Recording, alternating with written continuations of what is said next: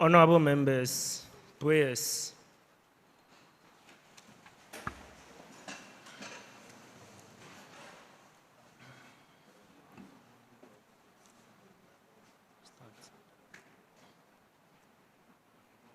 Almighty God, we humbly beseech Thee to look with favor upon this Youth Impact Parliament.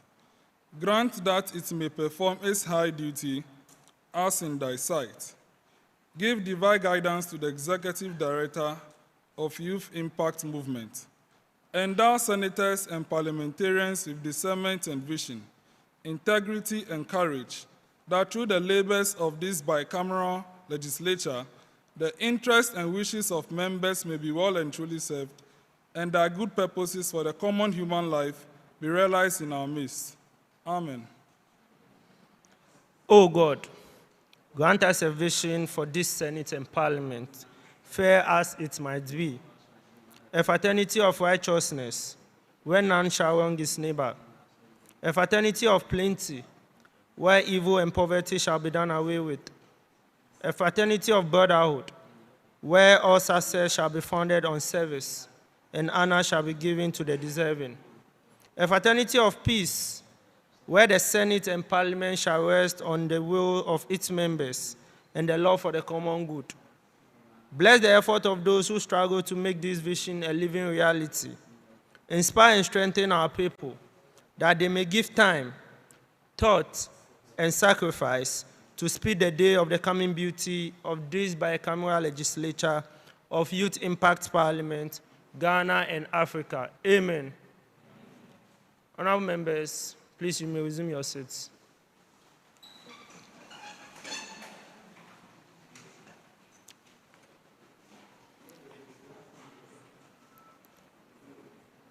Honorable members, you are welcome to the 5th special anniversary joint sitting of Youth Impact Parliament. And without wasting much time, let's move straight to item 2 on our order paper, which is welcome address. Honorable members, the welcome address will be given by the President of the Senate in the person of Jones Amegashiviglu. Right, Honorable? Mr. President, rather.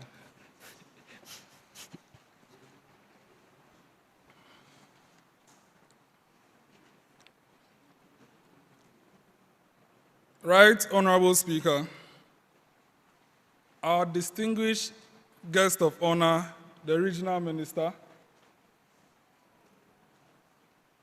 a leader of a political youth wing, the Dean of Presiding Members, distinguished guests, ladies and gentlemen, and of course, our honorable youth MPs and senators present here.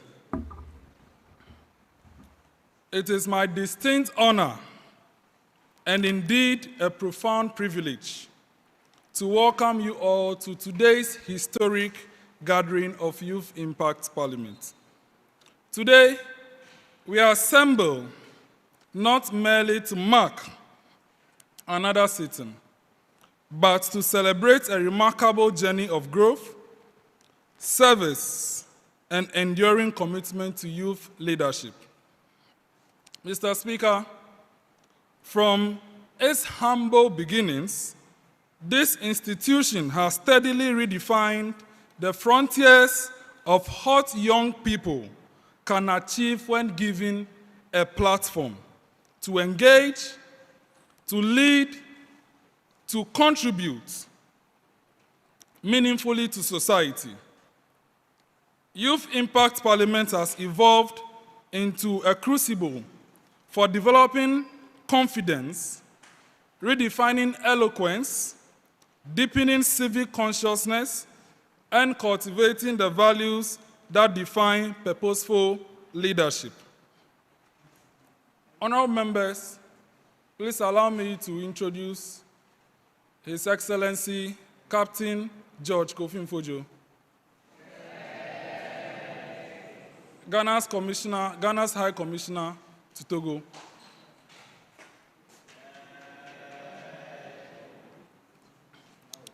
As the Executive Director of Youth Impact Movement and the President of the Senate of Youth Impact Parliament Ghana, I stand here with immense pride in acknowledging what we have built together. Over the years, we have directly impacted over 1,000 people, over 1,000 young people, equipping them with the skills, exposure, and confidence required to lead with purpose. In addition, we have convened not less than 65 parliamentary sittings worldwide across all jurisdictions. And in addition to that, we have organized over 31 virtual leadership seminars, providing continuous education and engagement for our members and a wider global audience. We have also held 15 episodes of the YIP Youth Talk Show, providing radio exposure for our members and extending to a broader audience. Honourable members, please allow me to introduce the arrival of Dr. Soji Tete, the CEO of Ghana Vaccines Institute.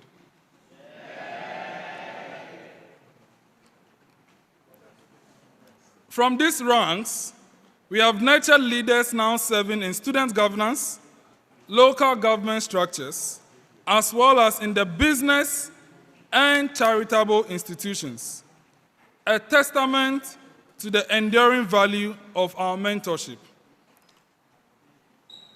Mr. Speaker, our records remain unmatched.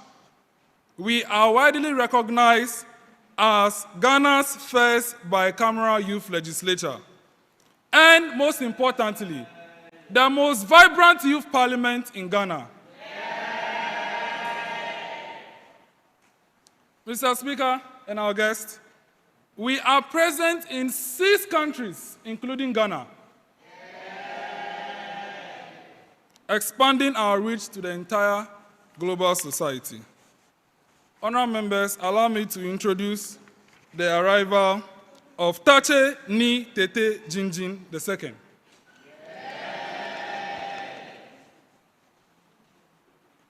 Mr. Speaker, our journey has been defined by practical legislative experience. As a youth parliament learning parliamentary procedures, we have successfully passed our first bill into an act, which is the YIP Forum for Women Parliamentarians Bill. And it was a rigorous process, which gave us the sense that it is not easy being a member of parliament. I want us to give a hear to our members of parliament. Mr. Speaker, we have also presented a position paper to the Right Honourable Speaker of the Parliament of the Republic of Ghana. And in addition to that, we have, as a youth parliament, discussed, deliberated, and submitted recommendations for amendment to the 1992 Constitution of the Republic of Ghana. And we have submitted those to the Constitutional Review Committee under the Presidency of the Republic, which has been duly acknowledged, and some have been accepted. Mr. Speaker, today also marks the dawn of a bold and defining chapter. For years, we have envisioned a permanent home. We have envisioned a permanent home, a space to reflect our vision and embody our impact, giving expressions to our aspirations. And that vision is taking shape with the launch of the YIP Chamber Fund today. And with that, we are hoping to mobilize millions of cedis to build our chamber. And in addition to just serving as our headquarters, that is also going to help us establish the YIP Parliamentary Training Institute, which is going to serve us an institute or an academy to train parliamentary candidates and aspirants and anyone wishing to enter into Parliament of Ghana so that he is ready before entering there. And that institute will be commissioned at the commissioning of the chamber after we are done building our chamber. Mr. Speaker, the only thing I can say is, as we are gathered here, it is a sense that we are committed to this duty. And on behalf of the entire leadership of this House, I hereby welcome you all to our 5th anniversary special joint sitting. I thank you. Minister will speak after I hear. Yeah, after protest, because if I talk, I'm already speaking. Okay. We thank His Excellency Jones Amegashi Viglo for the welcome address. Honorable members, shall I invite... Wait. They're saying that we should have him speak. Okay. So he can beat the time. Okay. So I want you to introduce this man who will come and give a short remarks and introduce the minister. Which one? Commander. Yeah, One. What is it? Asimo. that's him. Okay. So that you speak and then introduce the minister. Okay. Is he? He's going to give a short remarks. And then introduce the minister. Okay. Honorable members, shall I use this opportunity to call on Commander Kwame Jr. Asimwa, who is the NDC Deputy Volta Regional Youth Organizer, to give us a very short remarks and introduce our regional minister.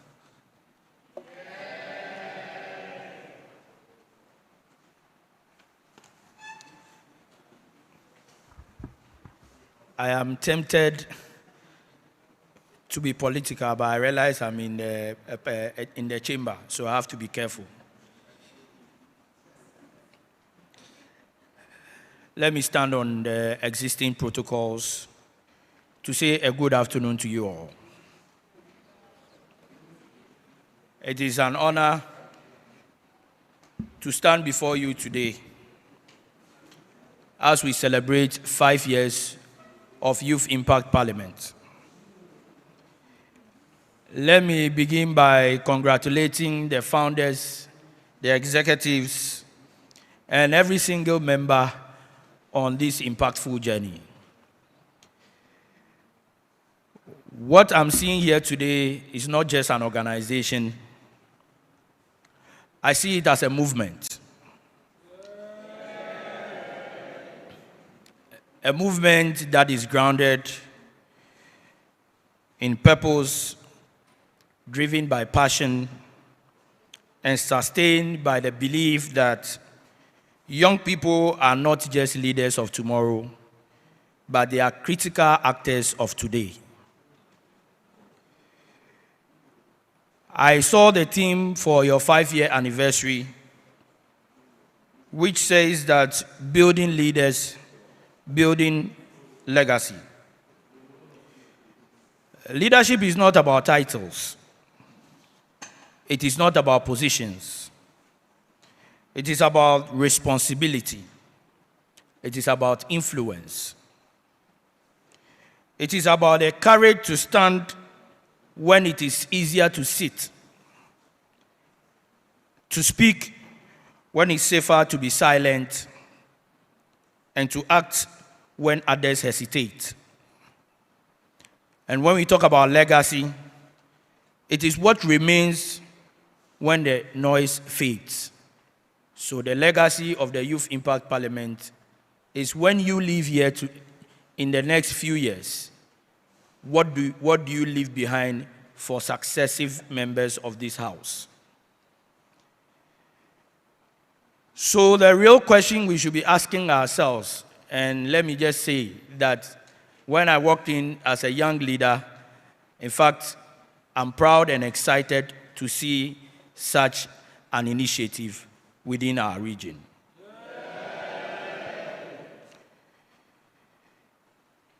My dear young people, the world we are inheriting is complex. It is filled with challenges, economic uncertainty, governance deficits, and social inequalities. But within this challenge, we have immense opportunities. Opportunities for innovation, opportunities for reform, and opportunities for leadership. And that is why a platform such as this, the Youth Impact Parliament, becomes so critical, because they create a space where young minds are trained not to just debate, but to think critically, not to just speak, but to influence, not to just participate, but to lead. And today, by virtue of the fact that you are able to bring the regional minister here, is a testament of the fact that the Youth Impact Parliament is making an impact and influencing people. Now, as we journey on this path of leadership, we need to know that we need to build pillars. The first pillar I will propose to you is integrity. Because without integrity, leadership becomes manipulation. But with integrity, leadership becomes trust. The second will be your competence. And I'm happy you are taking or making efforts to improve on capacity of members of this house.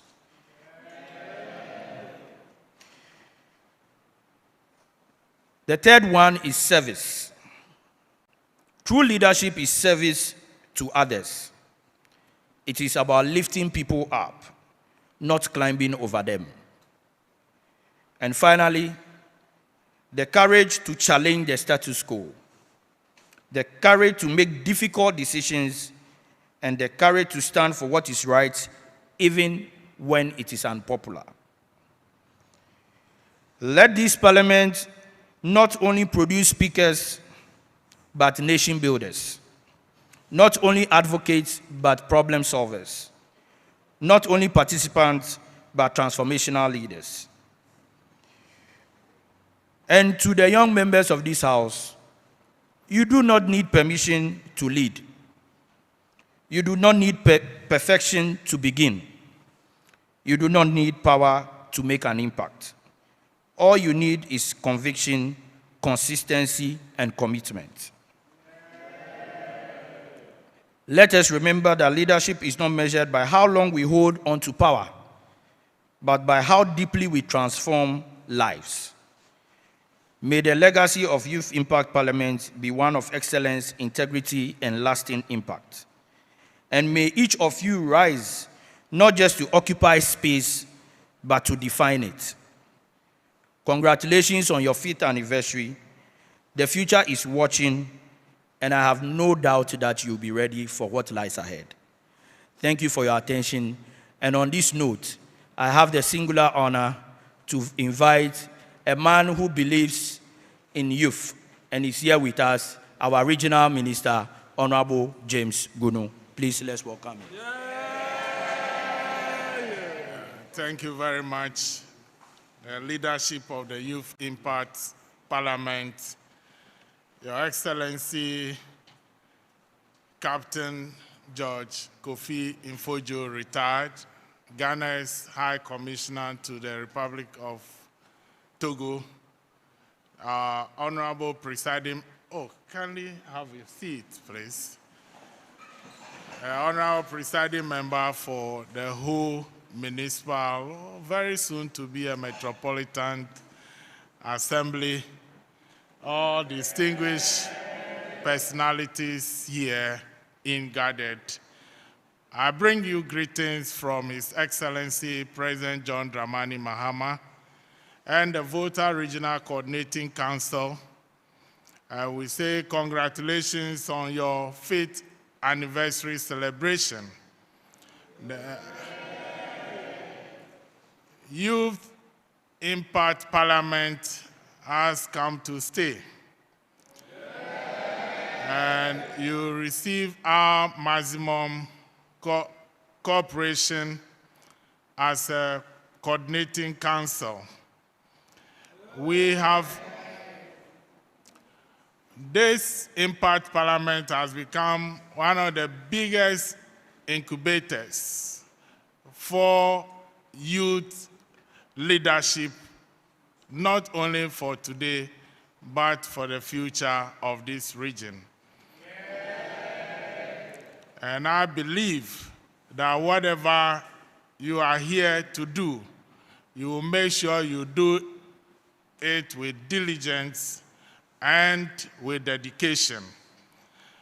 Your actions here should be able to transform policies and programs of government in the Volta region. Today, the Volta region is being adjudged as the cleanest region in Ghana. And I want this youth parliament to take keen interest in the environmental cleanliness and also liaise with the municipal and district assemblies so that we can keep the oxygen of the region clean and more sustainable. The recently launched Volta Youth Development Fund was an initiative that we hatched together. Tomorrow, God willing, I will be inaugurating the Board of Trustees for this fund. The fund is meant to support young entrepreneurs in the region, and that is one of your legacies. And I want us to sustain this and make sure it benefits the young entrepreneurs of this region. I also want to thank the leadership of the group, some of whom are members of the Volta Youth in Agriculture Initiative. Because we believe that agriculture holds a huge potential for this region, and we can do this together to develop our region. The next time you meet, I will come again and then do some presentations to you on the investment potentials that we have in this region, and also give you the full state of affairs as far as the region is concerned. I'd wanted to come and spend some time with you this afternoon, but unfortunately, the Regional Security Council has to move to Angloga, Fuveme, where the sea has started disturbing the coast of the Angloga and its environment. So I will plead with you that if you do not see me in the next few minutes, we are on our way to Fuveme near Angloga. And I know you are celebrating, you need to get some fresh juice and other things to refresh yourself. So I'm supporting with 2,000 Ghana cedis for your refreshment. And I'm leaving a whole of experienced people here with you. I wish you a happy celebration. Thank you.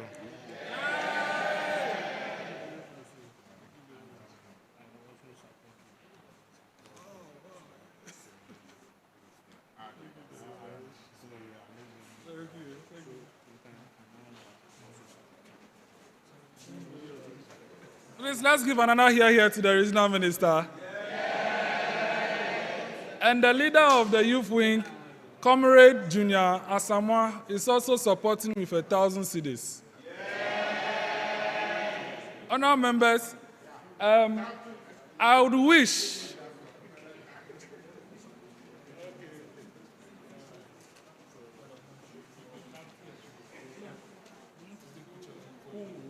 Then,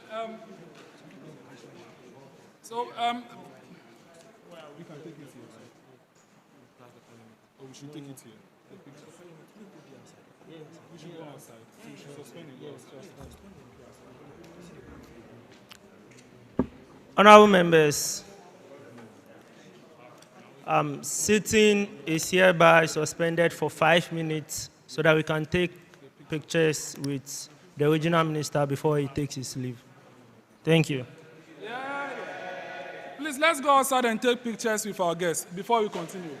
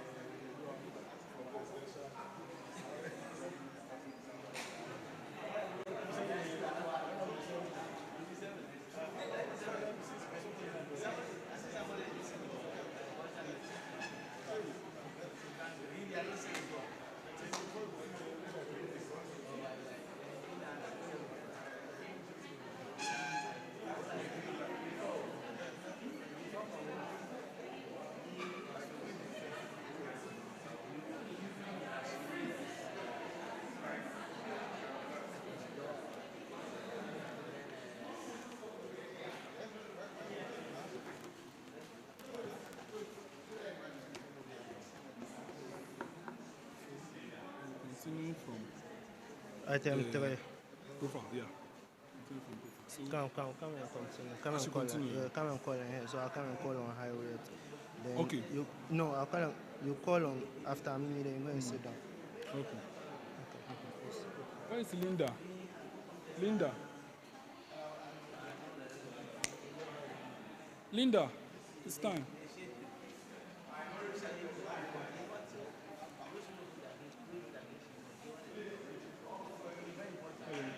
Signify him. Are we good?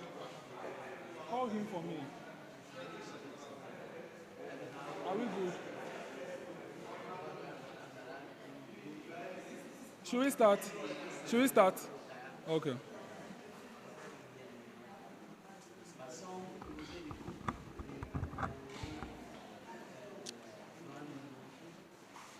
Honorable members, order. Proceedings hereby resume. Honorable members, we thank you very much for your cooperation, and to our guests of honor for their cooperation as well. Honorable members, we'll proceed to item 3, the profile of youth impact movement. And that will be delivered by Senator Linda Sewonu-Jobo, the Deputy President pro tempore of the Senate. Thank you.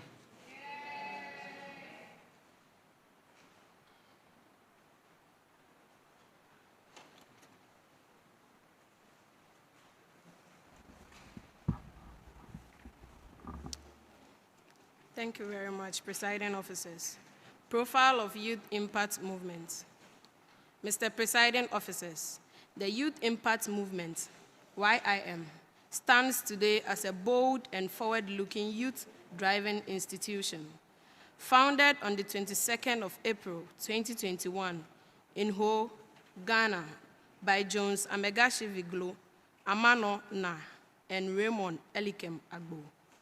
It was conceived by a generation of young intellectual and politically conscious minds, united by a shared passion for parliamentary democracy and the advancement of African unity.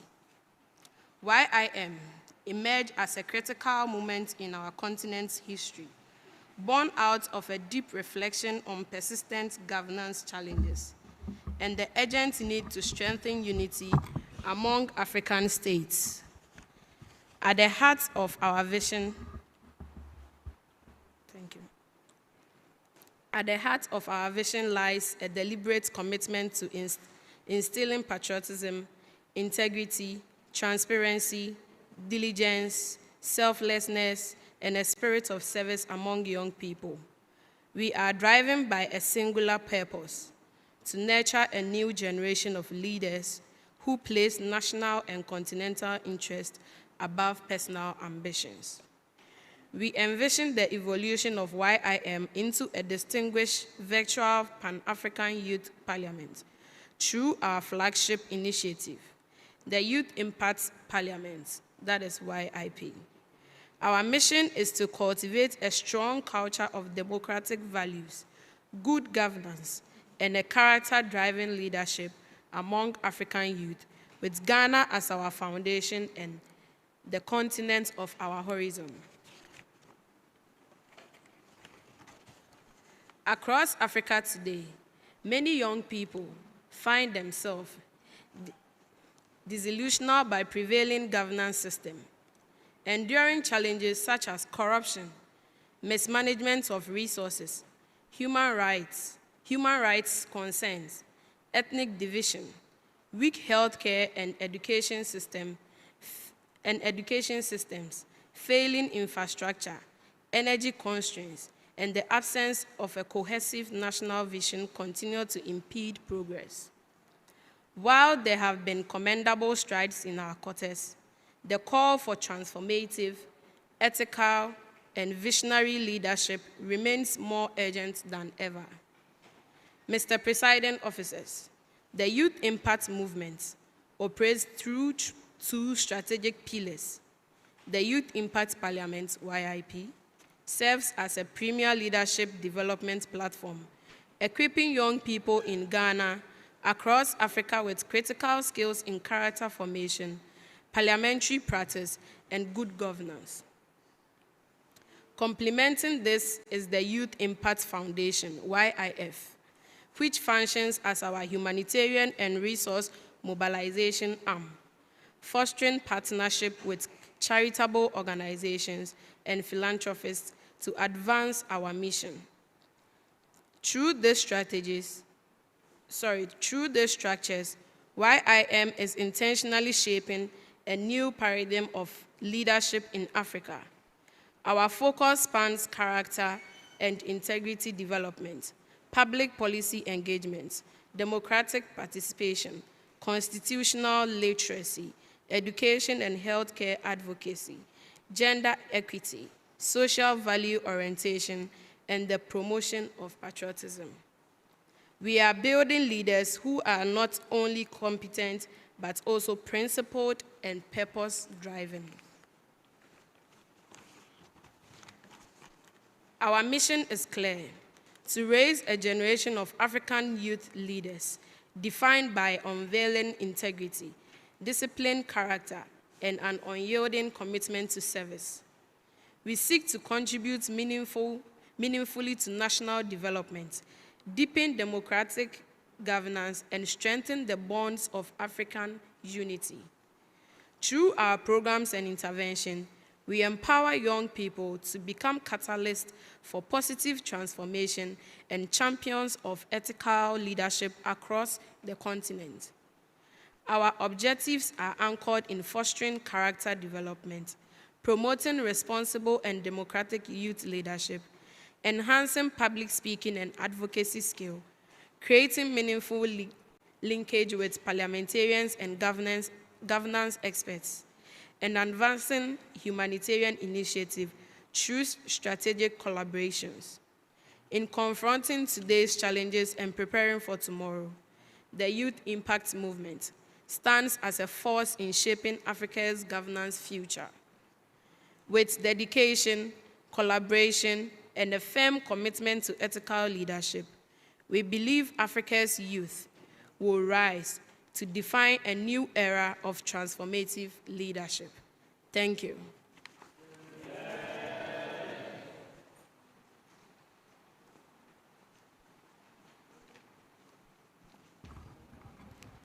Thank you very much, Senator Linda Sewanu-Jubo. Honorable members, we'll move straight to item 4 on the order paper, which is information on the Youth Impact Foundation. This is to be delivered by the Chief Officer of the Foundation, who also doubles as the Youth MP for Ho Central, in the person of Honorable Highway Senanu Abude.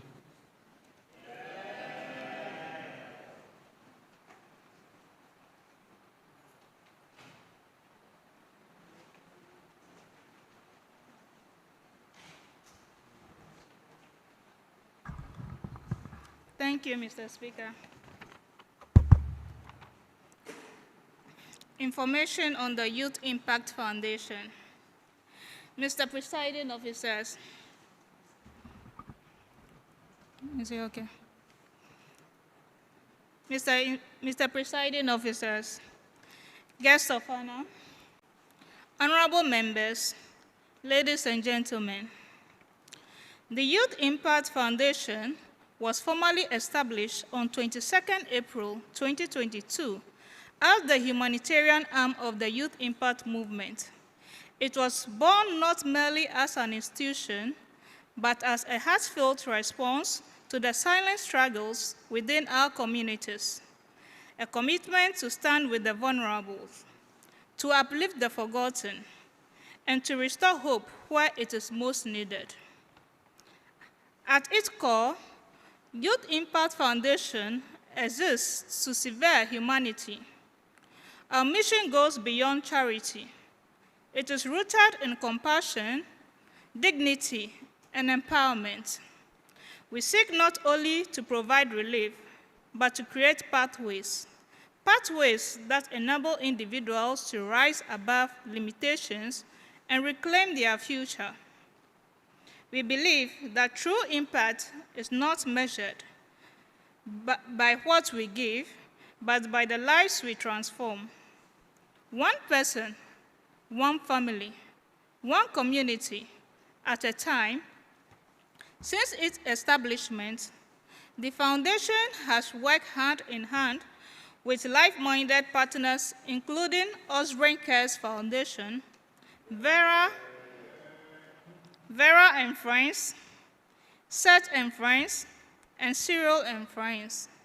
In moments of crisis, such as the Akosombo Dam spillage, Youth Impact Foundation made efforts to mobilize support for affected victims, reflecting our commitment to respond with agency, empathy, and responsibility when humanity calls. As we mark our 5th anniversary on Wednesday, 22nd April 2026, the Youth Impact Foundation will lead a special donation to the Rema Ghana Orphanage Home in Ho. This is more than an activity. It is a reflection of who we are. On the very day we celebrate 5 years of existence, we choose to give, to share, and to extend love to those who need it most. In this spirit, we humbly appeal for support toward this cause, knowing that together, our collective kindness can create lasting impacts. Looking ahead, our vision remains clear: to reach further and do more.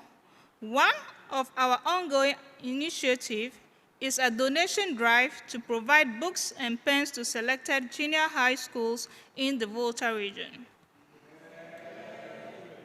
This effort is not simply about materials.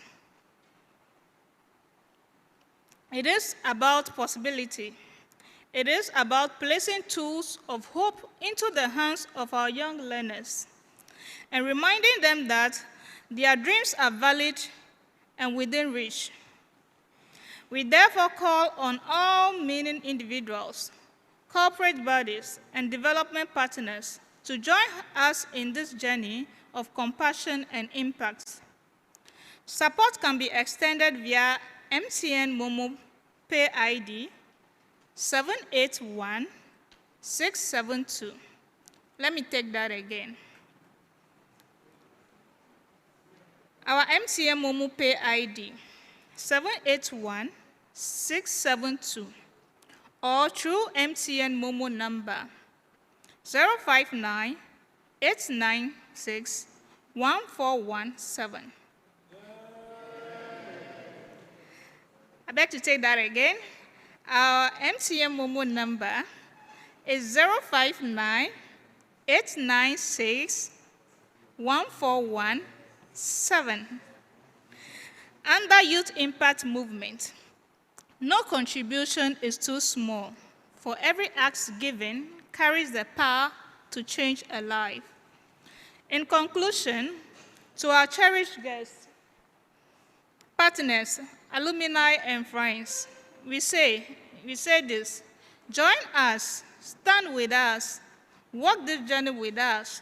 Together, we can reach hearts, restore hope, and build a future where no one is left behind. Akpe kakaka. Thank you, Midamuasi.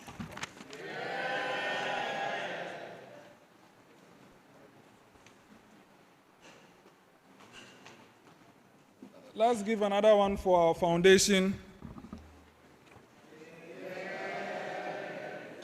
In the case you were not listening, she stated emphatically that this Wednesday, on the 22nd of April 2025, Youth Impact Foundation will be leading a donation exercise at Rema Orphanage Home.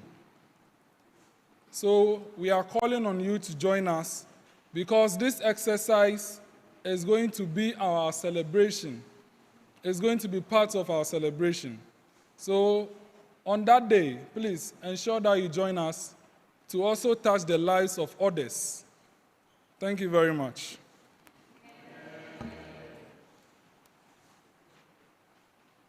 Mr. Speaker, honorable members, we'll move to item 5 on the order paper, a statement on Youth Impact Parliament.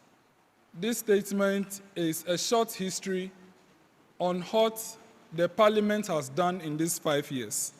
And that will be done by no other person than our own Speaker of Parliament, a 2-term Speaker, Right Honorable Adam Osman. Thank you.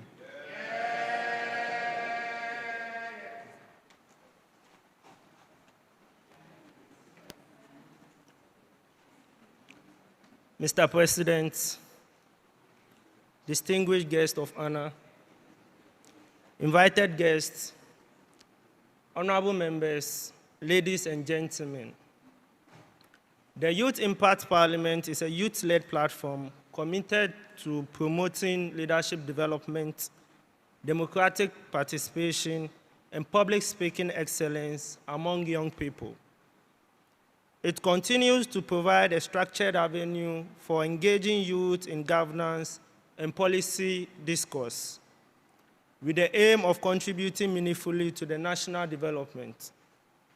Mr. President, prior to the first parliament, a pilot parliament was convened to test and shape this vision, then known as the Whole Technical University Youth Parliament. It held its first sitting on the 8th of May 2021 in this very hall with just 20 members, led by Right Honorable Jones Amegashi-Viglo as Speaker then. It served as a practical foundation for parliamentary procedures and structure.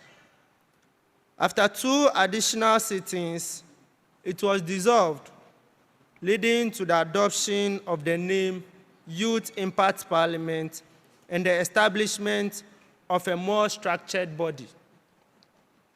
Mr. President, honorable members, the first parliament of Youth Impact Parliament commenced on the 8th of August 2021 under the speakership of Right Honorable Jones Amegashi-Viglo, beginning with approximately 20 members. Before the end of its tenure, standing orders were drafted and adopted, and constituencies representation were introduced across 4 regions, namely Volta, Oti, Eastern, and Greater Accra. In the second parliament, Right Honorable Jones was retained as Speaker. During this period, the rope project was initiated, leading to the production of official ropes for the Speaker, Deputy Speakers, clerks, and deputy clerks. Right Honorable Jones Amegashi-Viglo continued as Speaker in the 3rd Parliament also. Despite its challenges, the 3rd Parliament recorded significant institutional progress. A full committee leadership system were implemented, hybrid sittings were introduced, and constituency representation expanded to cover 9 regions. Members also benefited from capacity building engagements facilitated by distinguished guests, contributing to a more informed and active youth legislature. In the 4th Parliament, we marked a transition in leadership with Right Honorable Adam Osman, myself, assuming the office as the Speaker of this neighborhood house. Representation expanded to include members from the Volta, Oti, Eastern, Greater Accra, Central, Northern, Northeast, Ashanti, Bunu, and Upper West regions, covering a total of 220 constituencies. During this period, additional parliamentary roles were introduced for assistant clerks, marshals, and deputy marshals. Honorable members, we are in the 5th Parliament, and I was retained as a speaker once again. Representation has since been extended to all 276 constituencies across the Ghana's 16 regions. The 5th Parliament is scheduled to be dissolved on Saturday, 8th of August 2026, paving the way for the inauguration of the 6th Parliament and a new leadership cycle. Mr. President, honorable members, in strengthening the institutional framework of Youth Impact Parliament, the Senate, which is the upper chamber of the Parliament, was established on the 10th of May 2024 with His Excellency Jones Amegashiviglo, who served as its foundational president. The first Senate was inaugurated on the 11th of January 2025 and continues to function actively. Honorable members, I'm glad to inform you that the Senate is fully equipped with official robes reflecting the formality and tradition of legislative practice.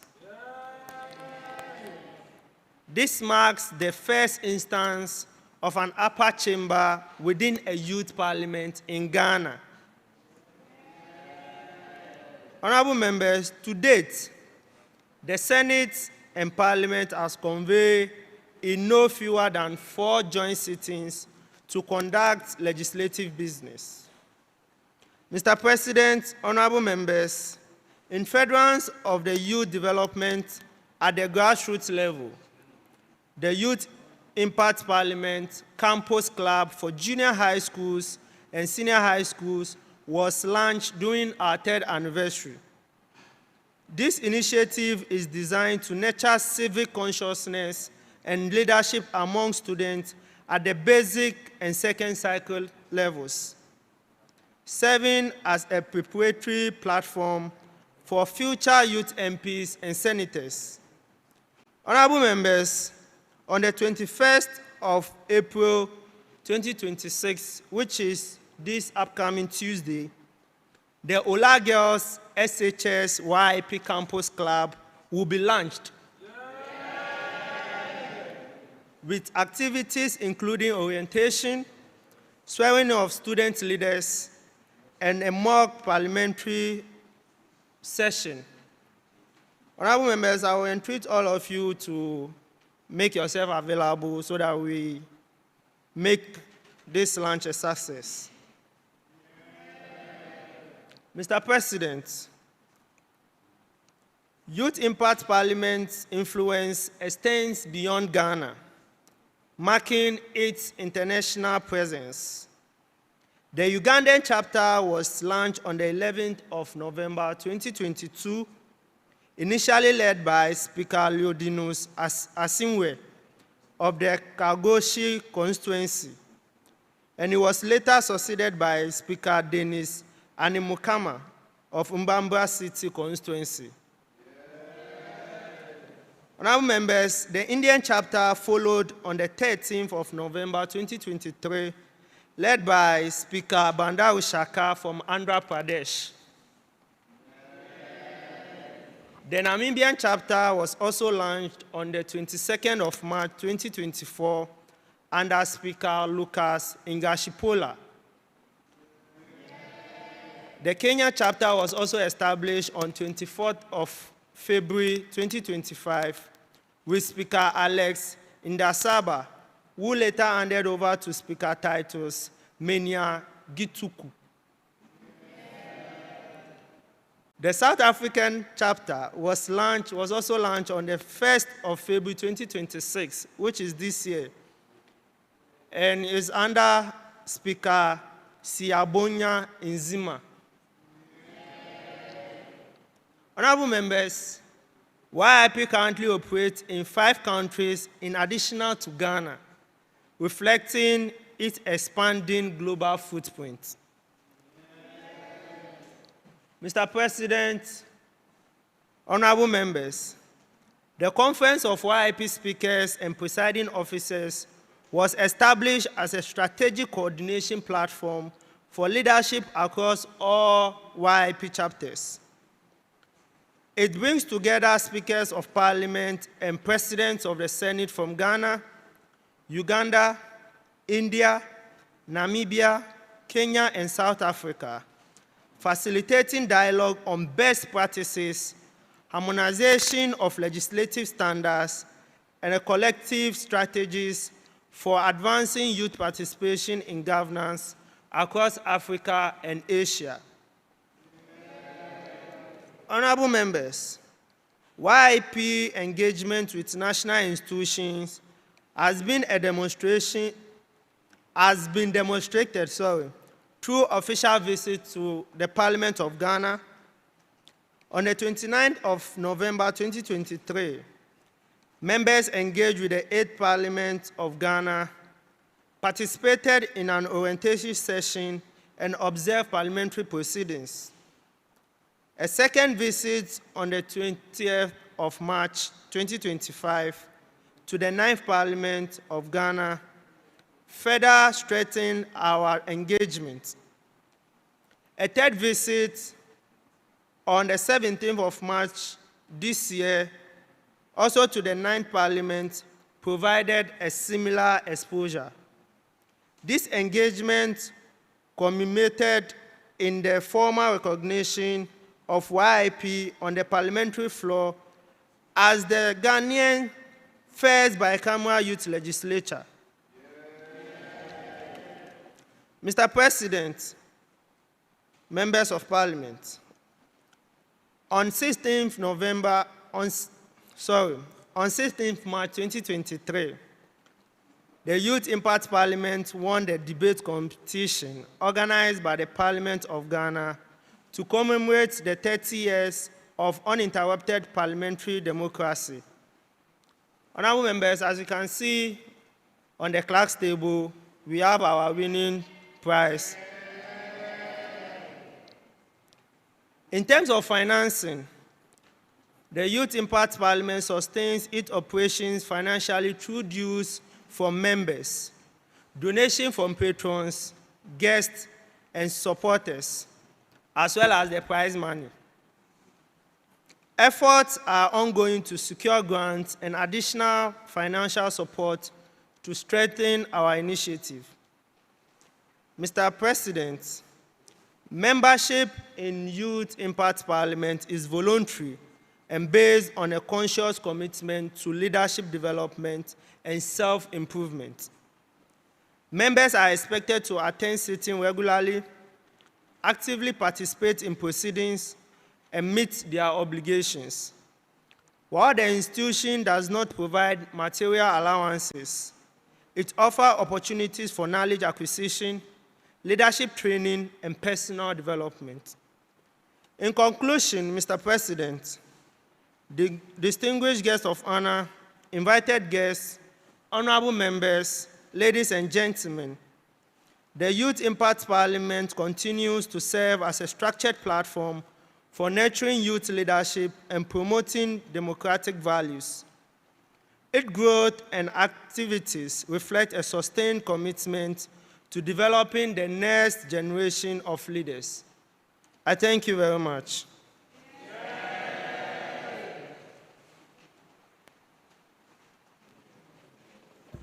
Honorable members, since we are 5 years, you have just been facilitated with our history.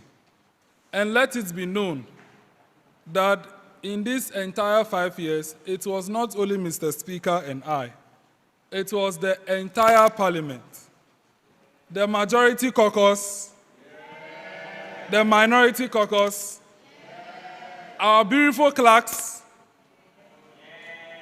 and our macho marshals. Let it also be known that we couldn't have sat if one of our stakeholders, actually there were two particular institutions supported us. The first is Whole Technical University SRC. making available this venue for us. Let's give them a hear here.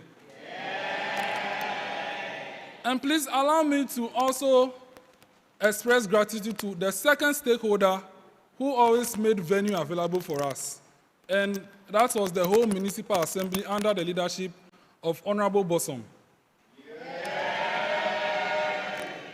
For us to have sat over 55 times, it was because of these two stakeholders. So today we'll also hear from them. The SRC will give a pleasantry, and Honorable himself, as well as all our guests. So, in the case your throat is yearning, there is water available. But if the yearning is not yearning very well, we have local bar at the back. But if your tummy is still hot, hitting the guitar, food is coming very soon. Don't worry. Today, we are number 5 correctly, properly. The vocabulary is not coming, but you understand, right? Fantastic. Thank you so much. Let's move to item 6 on the other paper. Testimony on Youth Impact Parliament. And that will be done by our very own Second Deputy Speaker of Parliament in the person of Constantina Etonam Afi Agbenola Oduga. Thank you very much.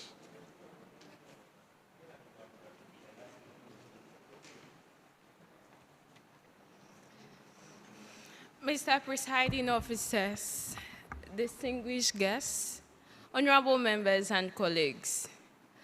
Last year, I stood here grateful for what YIP Youth Impact Parliament was beginning to do in my life and in the lives of all other young people gathered here today. Today, I stand here not just grateful, but transformed, more grounded, more certain of who I am becoming. Youth Impact Parliament is no longer just a platform I am part of. It is a space that has consistently refined me, stretched me, and demanded growth from me. When I first joined YIP, I was learning how to find my voice.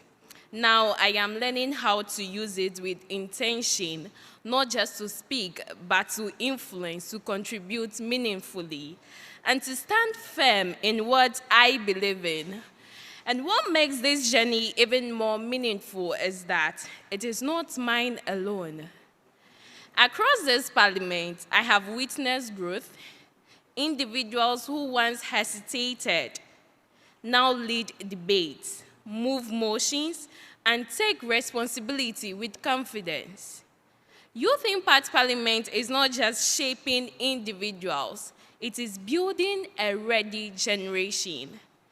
I remain deeply grateful for the guidance and insights we have received from distinguished personalities such as Honorable Peter Nochukotwe, Honorable Kofi Atto, Honorable Emmanuel Bedra, Honorable Dr. Archibald Yao Lecha, Honorable Divine Richard Bosson, Honorable Etonam James Flolu, Honorable Richmond Edem Kofi Kpotosu, Honorable James Gonu, Mr. Simon Avoga, Dr. Harrison Bailey, and many others. Your impact continues to shape how we think, lead, and serve. Mr. Presiding Officers, one of the most defining parts of my journey has been the responsibility of taking the chair on several occasions, stepping in from the Right Honorable Speaker's seat to preside over this House. Each time, it required clarity, composure, and leadership in real time, guiding proceedings, maintaining order, and leading honorable members. Those moments were not just opportunities, they were tests. And in rising to them, I came to a clear realization that growth had already taken place. I was no longer preparing for leadership, I was functioning in it. Youth Impact Parliament has taught me that leadership is not about waiting until you feel ready. It is about rising to responsibility and growing through it. Public speaking is now a natural part of me, but beyond that, I have learned how to listen, how to engage meaningfully, and how to lead with purpose. Internally, I have become more self-aware, more disciplined, and more confident in my capacity. I no longer question if I belong in spaces like this. I prepare myself to contribute to them. To the leadership of Youth Impact Parliament, thank you for trusting us with responsibility and for continually expecting more from us. That expectations has shaped us. Mr. Presiding Officers, distinguished guests, honorable members, this journey is no longer just about what YIP has done for me or for any one of you. It is about who we have become and what we are now capable of doing. I stand here and I believe you also are seated here ready, more aware, and more committed, not just to lead, but to serve with intention, discipline, and impact. Thank you, Akpenami. Necho kukuku atoa, meda Akpenami shame.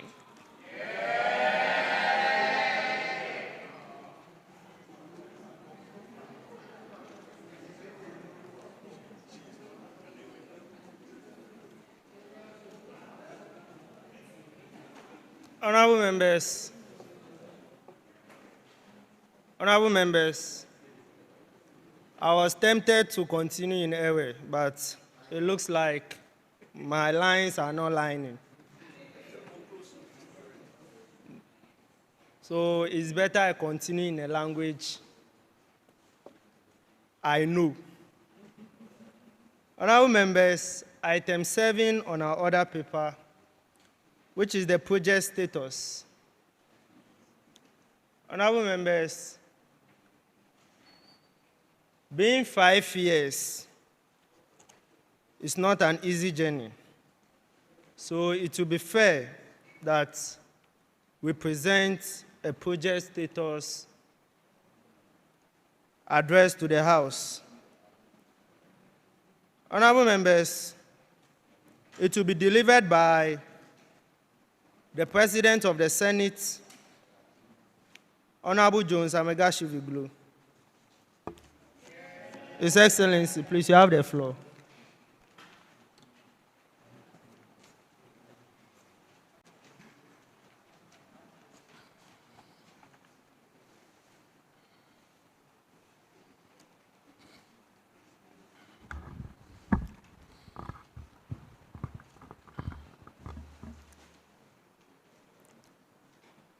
Thank you very much. Honorable members, today we have present Volta today to give you live updates on our anniversary. So better post so that you show what when when Facebook captures you. Yes, and other media houses as well as they are here to capture the events for today. Right Honorable Speaker, Your Excellency, the High Commissioner, Honorable Dean, the Honorable former MC, the CEO of National Vaccines Institute,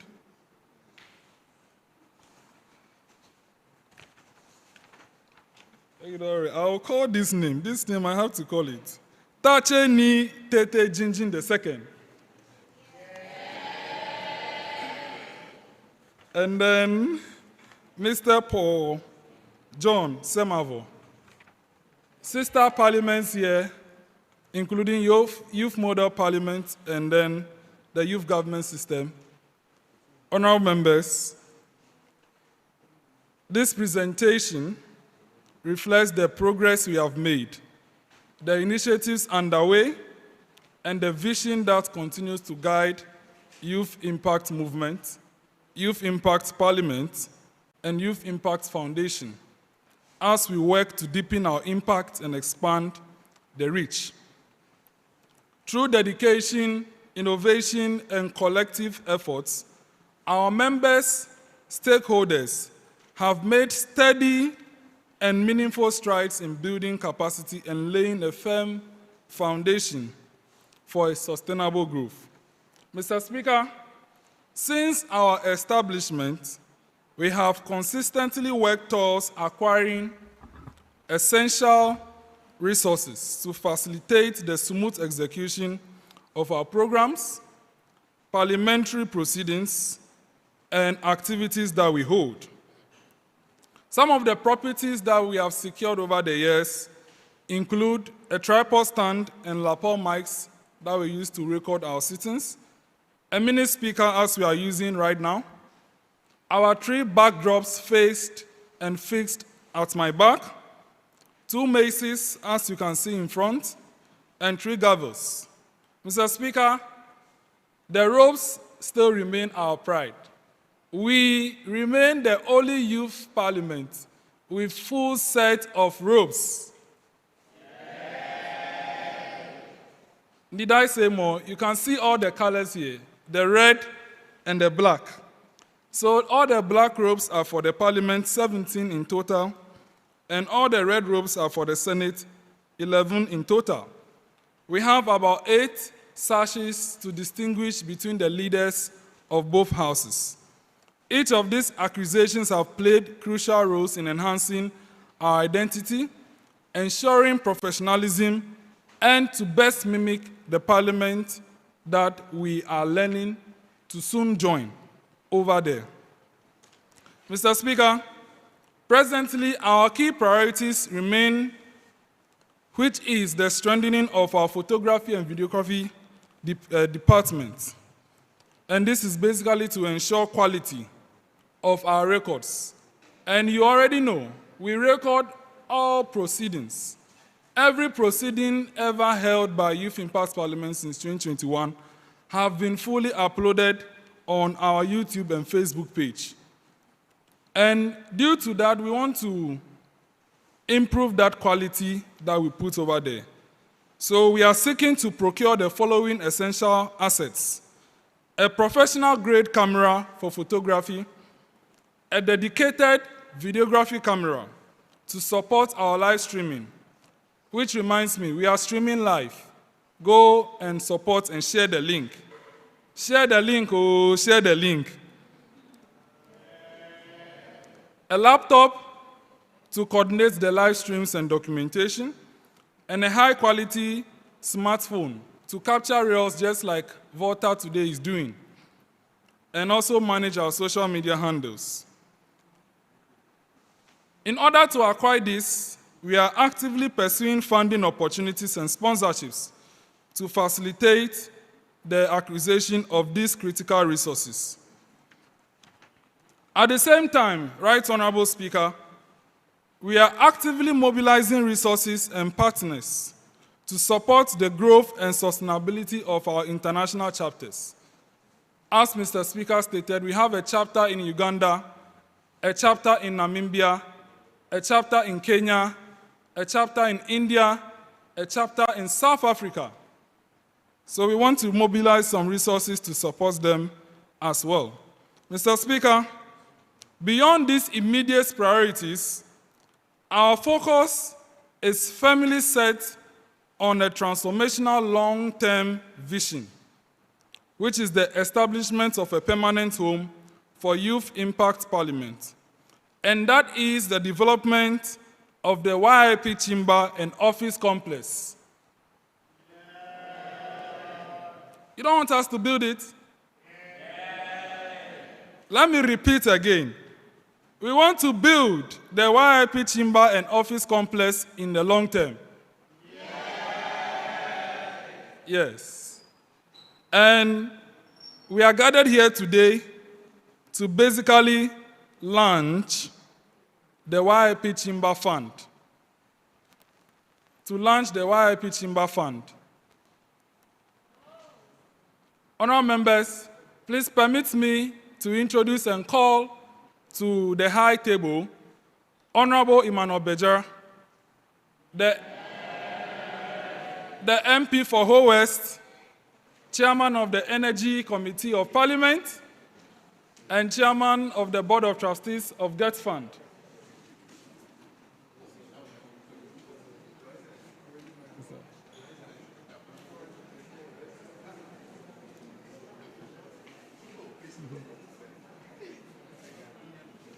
Honourable members, as you can see, the House is loaded.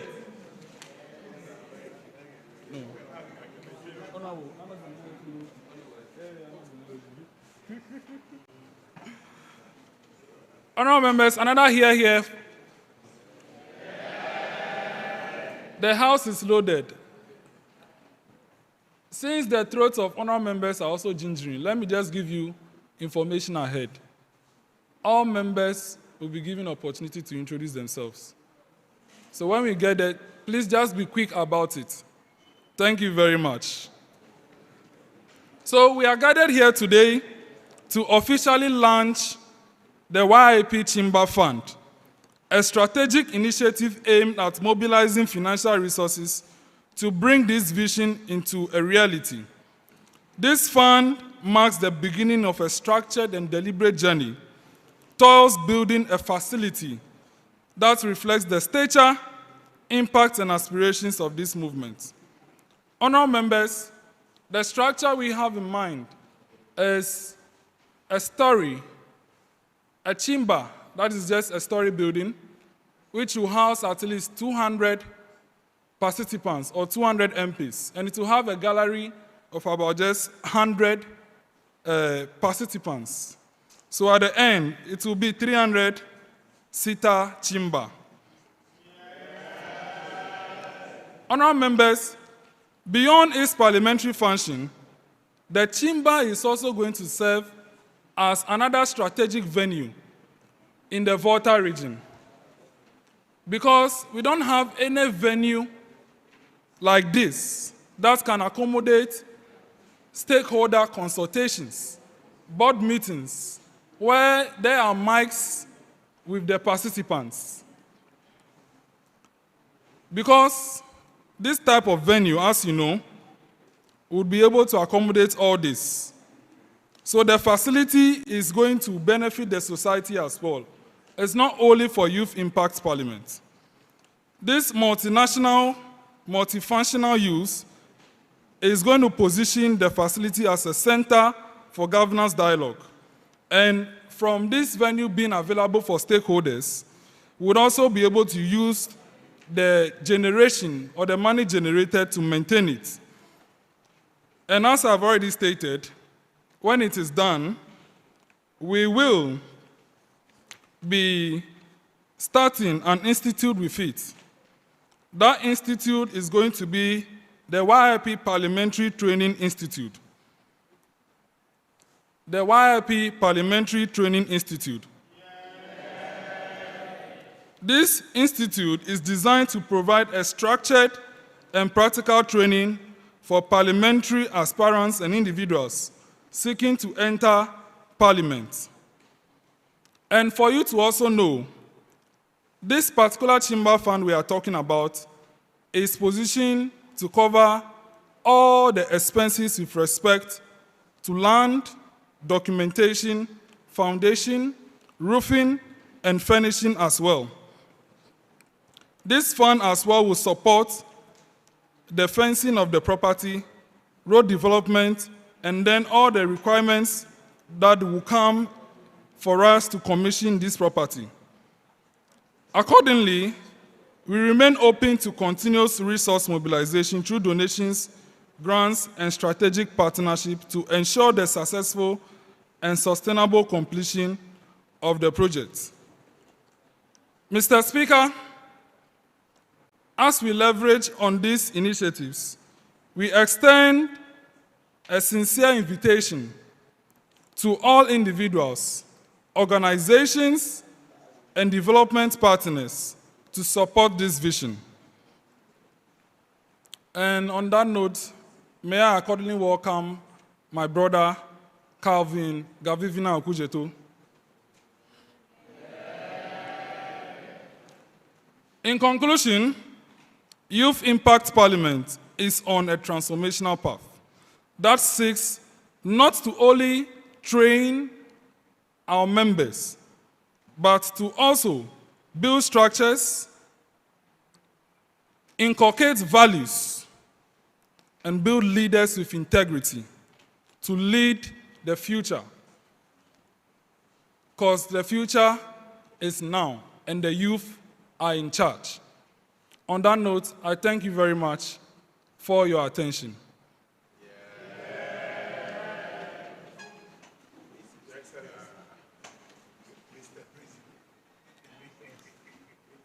Honorable members, we thank His Excellency Jones Amegashiviglu for delivering the progress you have made so far, the initiatives in our pipeline, and the vision we have in the long term. Honorable members, before I give the opportunity to you to introduce yourselves, permit me to call on Senator Janet to give us a short spoken words.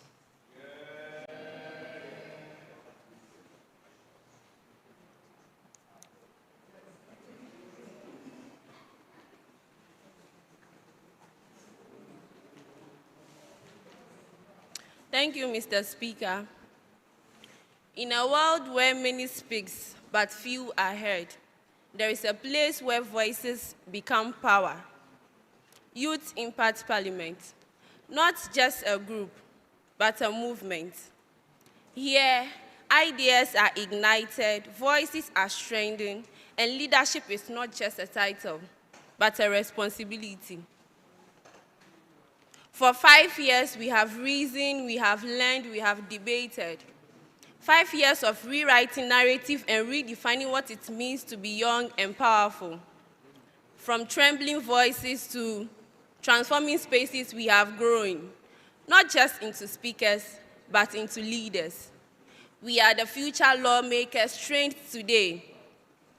Today, we celebrate not just 5 years of existence, but 5 years of impact, 5 years of change, 5 years of raising leaders, not just to speak, but to act, 5 years of raising voices that will shake the future. Youth Impact Parliament, a place where voices become power, and power becomes change. Thank you.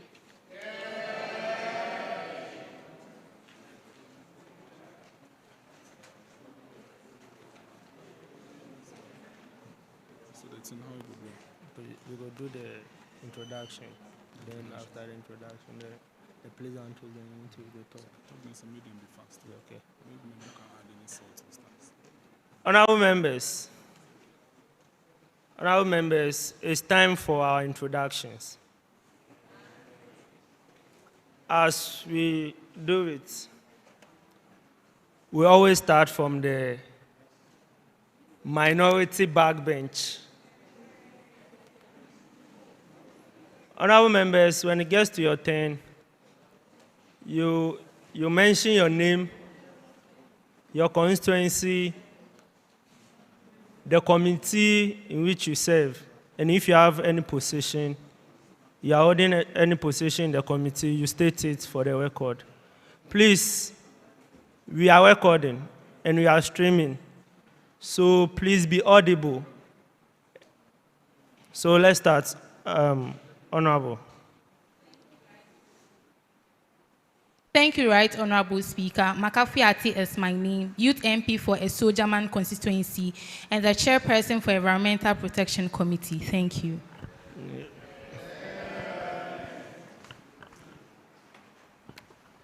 Thank you, Mr. Speaker. My name is Kluche Goslav Gloria, Deputy Clerk Operations for the Parliament. Thank you. Yay. Thank you, Mr. Speaker. I go by the name Chill Divine, Youth MP Adaklu, Chairperson for Entertainment Committee. Yay. Thank you, Mr. Speaker. I go by the name Xavier Agbemato, Youth MP for Botiana English constituency. Hey.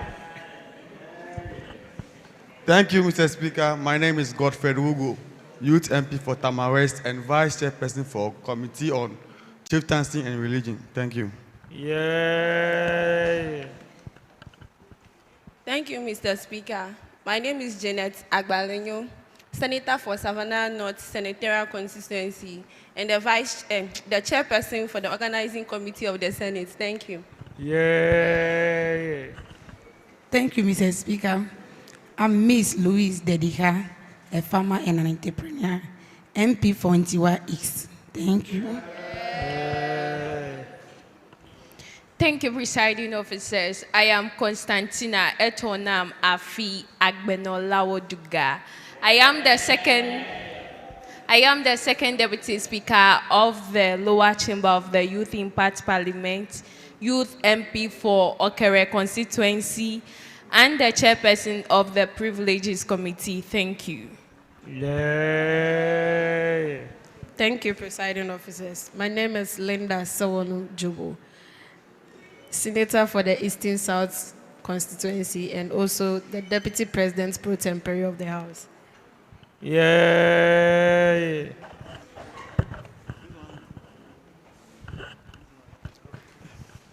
Mr. Speaker, my name is Dennis Ataje Agbenya, the minority whip, Senator for the Ahafu South constituency. Thank you. Yay.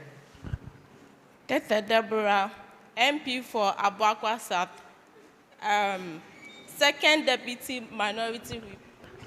Yay. Thank you very much, Mr. Presiding Officers, for the opportunity granted me. I respond to the name Doche Samson, the Youth MP for the lovely people of Kwanhu Afran Place North, the first deputy minority whip of this August House, and also the vice chairperson of Organizing Committee. I am a teacher by profession. Right Honorable Speaker, I would like to use the opportunity to welcome all our guests of honor, all our observers, and honorable members to this joint sitting. Mr. Speaker, in conclusion, I would like to indicate that during the Easter festivity, I was in my constituency and then celebrated with my constituents, and it was so special, which gave me the indication that in the near future, I will run for the MP position in my constituency. I thank you.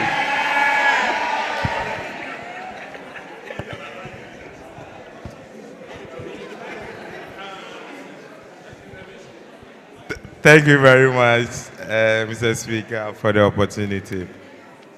My name is Donovan McBless, Youth MP for Southern Constituency, the Minority Chief Whip of the Lower Chamber. Thank you.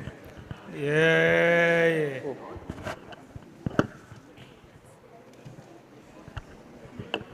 Yeah, thank you very much, Right Honorable Speaker, for the opportunity.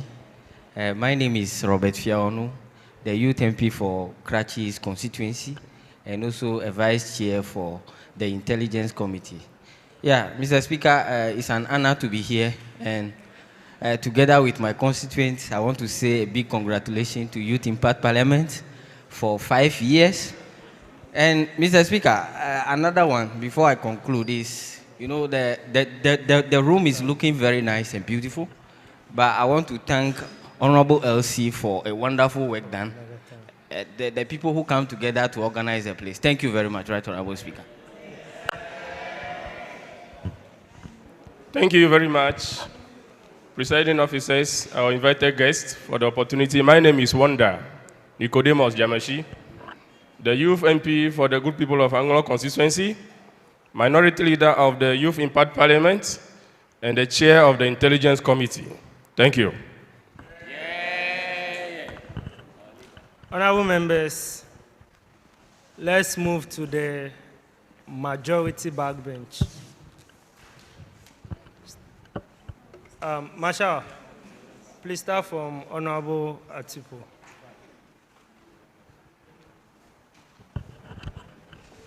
Thank you very much, Right Honorable Speaker. I'm in the person of Atipo Hwakbe, representing the good people of Okaikwe North, and also serving on the Privileges Committee as a deputy ranking member, and also the head of deputy ranking members. Thank you. Yeah. Thank you very much, Right Honorable Speaker. My name is Selim Prince Gaglozu. I'm a Senate for Upper West South constituency and entertainment chair. Thank you very much. Yeah. Thank you, presiding officers. I'm Mary Tetega, Youth MP for Impressive constituency. Thank you. Thank you very much, Honorable Right Speaker. My name is Senyo Kweko Courage, the Vice Chairperson for the Committee on Technology. Thank you. Thank you very much, Honorable Speaker. My name is Akoto Kofi Elijah, Youth MP for Karachi West constituency and the Chairperson for Human Rights Committee. Thank you.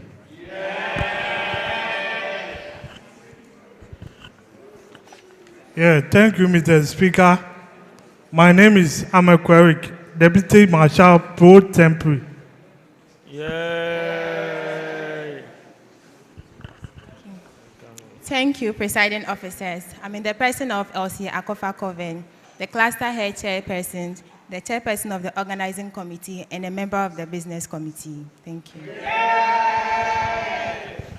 Thank you, Right Honorable Speaker. I go by the name Ruth Ama Agbeviade, Youth MP for Ayawaso North and chairperson for the Committee of Gender and Children. I'm a teacher by profession, a hardworking lady. So if there's any opportunity, you can call on me. Thank you. Thank you, Mr. Speaker. My name is Mary Dugbaza. I am the Vice Chair for Committee on Food and Agriculture and also the Vice Chair Actions for Fellow for Women Parliamentarians. I am the Youth MP for Ayensuano constituency. Thank you. Yeah.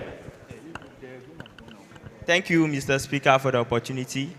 My name is Emmanuel Yao Akpabli, the Youth MP for Ketu North, the Chairperson of the Committee on Student Relations. Thank you.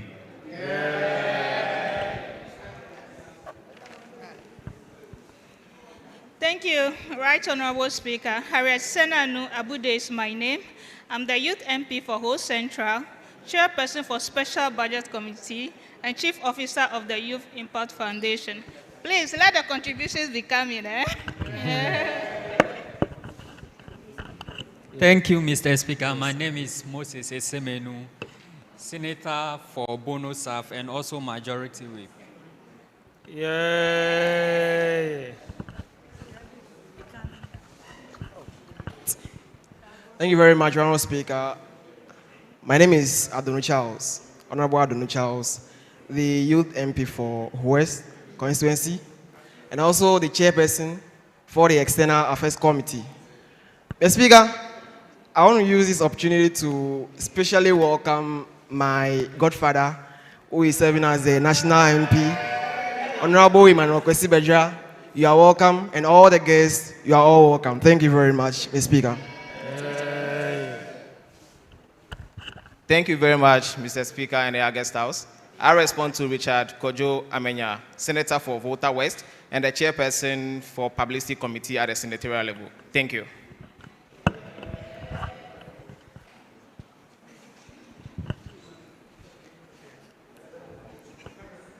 Thank you, Right Honorable Speaker. My name is Bless Agoso, Youth MP for Karachi and Chumuru. I'm the second Deputy Minority Whip and then the Deputy Ranking Member for External Affairs. Thank you. Yeah. Thank you, Right Honorable Speaker. The name is Believe Agoso, MP for Keta constituency, a farmer, a marketer, and also I'm the Majority Chief Whip, also a member of the Business Committee. Thank you very much. Thank you, Speaker in the House. I'm Vixen Bryce Salom, Youth MP for Hall constituency, the only commercial city in Volta region. I'm the vice chair of the business committee. I'm a poultry farmer. So in case any of you need poultry beds or eggs, you can come so that we do business. Thank you very much. Thank you, Mr. Presiding Officers. My name is Cyril Kekeli Amevo, the Majority Leader for the Senate and the Senator for the Volta South. Thank you. Thank you very much, Right Honorable Speaker, for the opportunity. Thank you very much. I'm Hubert Agbahode, Youth MP for Akachi North constituency, and also the Majority Leader for the 5th Parliament, the second timer Majority Leader. I'm a proud member of Volta Youth in Agriculture, as earlier mentioned by the regional minister during his presentation, and also a proud accountant. Mr. Speaker, I would like to use this opportunity to welcome all honorable members, all youth MPs of this House, and also our beautifully dressed guests of honor for today's sitting. Mr. Speaker, I thank you.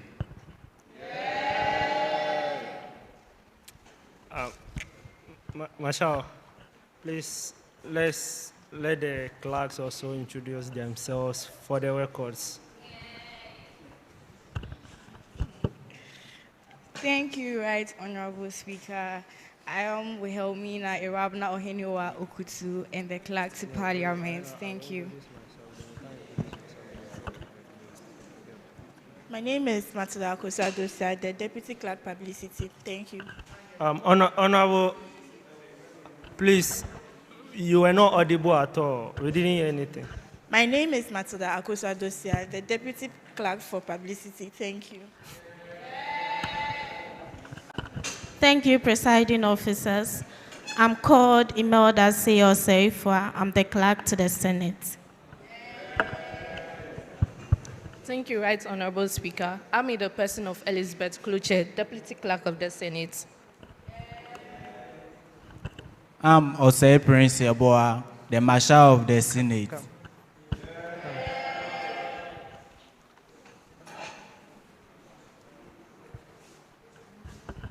Thank you, Mr. Speaker. My name is Ankra Gosui, Deputy Marshal for VIP Protection. Thank you. Thank you, Mr. Speaker.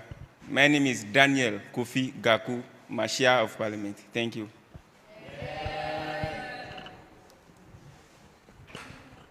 Honorable members, Abi, you already know my name. No. Honorable members, you don't know my name. No. Okay. Honorable members, I am Adam Usman. I'm the second time speaker.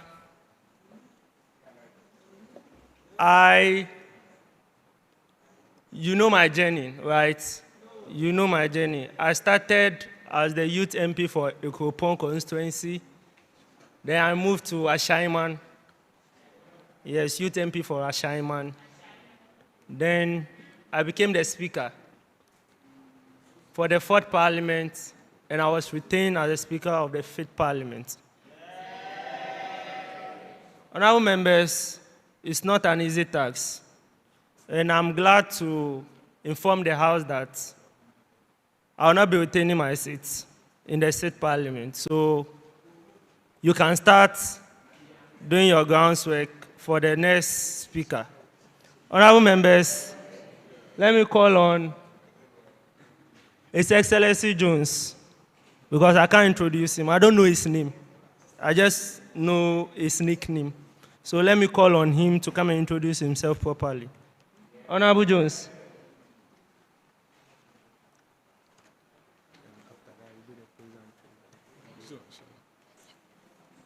Mr. Speaker, thank you for introducing yourself. I would also do as expected and introduce myself, but I'm also going to introduce our guests as well. So my name is Jones Amegashiviglo. Thank you very much. Okay, I am also the President of the Senate. Thank you very much. Honorable members, we have for the first time an honor being done to Youth Impact Parliament. We have in our presence guests who have come from afar to witness and celebrate with us. Before we proceed with the program, please, with all due respect, give me the opportunity to reintroduce them for the records and our attention. We have present here Mr. John Paul Semavo, CEO of Volta Cabins. We also have here present Mr. Calvin Gavivina Okujeto, youth activist and then businessman. We also have here present Honorable Maonyo Agbe, presiding member for Home Municipal and Dean of all presiding members in the Volta region. And Regional Director of Maslok.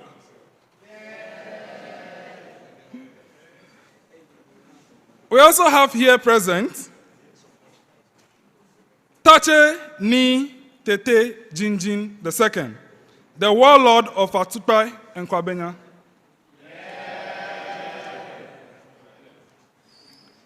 We also have here present the CEO of the National Vaccine Institute, Dr. Soji Tete. We also have here present one of our patrons, Honorable Divine Richard Bosson. Allow me to also introduce one of our patrons, who is also the Member of Parliament for Ho West, Chairman of the Energy Committee in Parliament, and Chairman of the Board of Trustees, Gates Fund, Honorable Emmanuel Kwasi Bedra. And honorable members, allow me to also introduce Ghana's High Commissioner to Togo and former MP for Ho Central, His Excellency Captain Retired George Kofi Nfojo. Honorable members, as you can see, today we are not joking at all. So don't worry. Today you all live here satisfied and full of wisdom. So we want to proceed with today's program, and we'll take item 9. We have here sister parliaments who have come to celebrate with us. We'll give them 2 minutes each to give a short pleasantry in order to celebrate the anniversary with us. We'll start with the Speaker of Ho Technical University SRC Parliament, the Right Honorable Mark Bless Domivenu.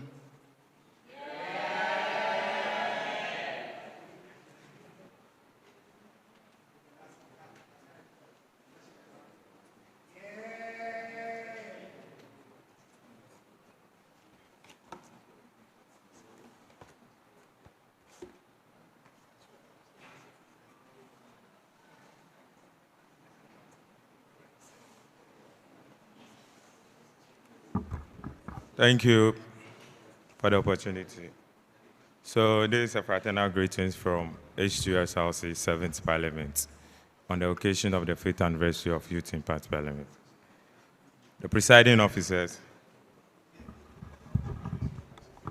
honorable members, distinguished guests, ladies and gentlemen, I stand before you today with immense pride and joy in my capacity as the Speaker of H2SRC 7th Parliament to extend a heartfelt fraternal greetings from our chamber to yours on this remarkable occasion of your 5th anniversary.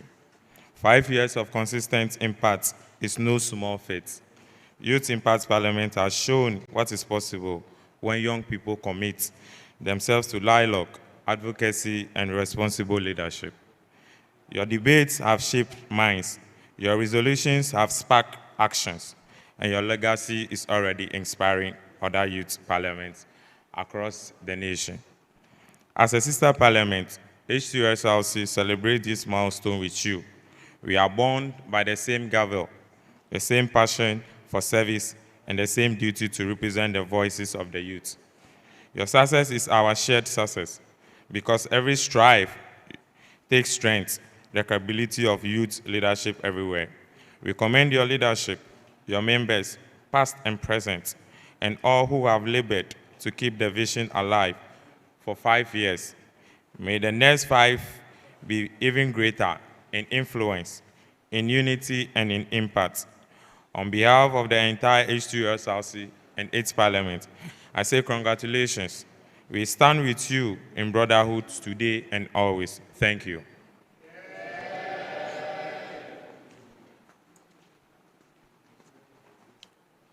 Thank you, the Speaker of the H2SRC Parliament. Honorable members, let me call upon Honorable Richard Mensah, who is the Youth MP for Ho West in the Youth Model Parliament.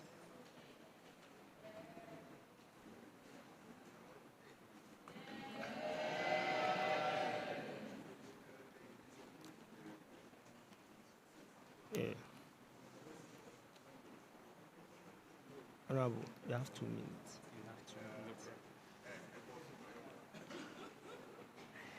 Thank you very much, Mr. Speaker.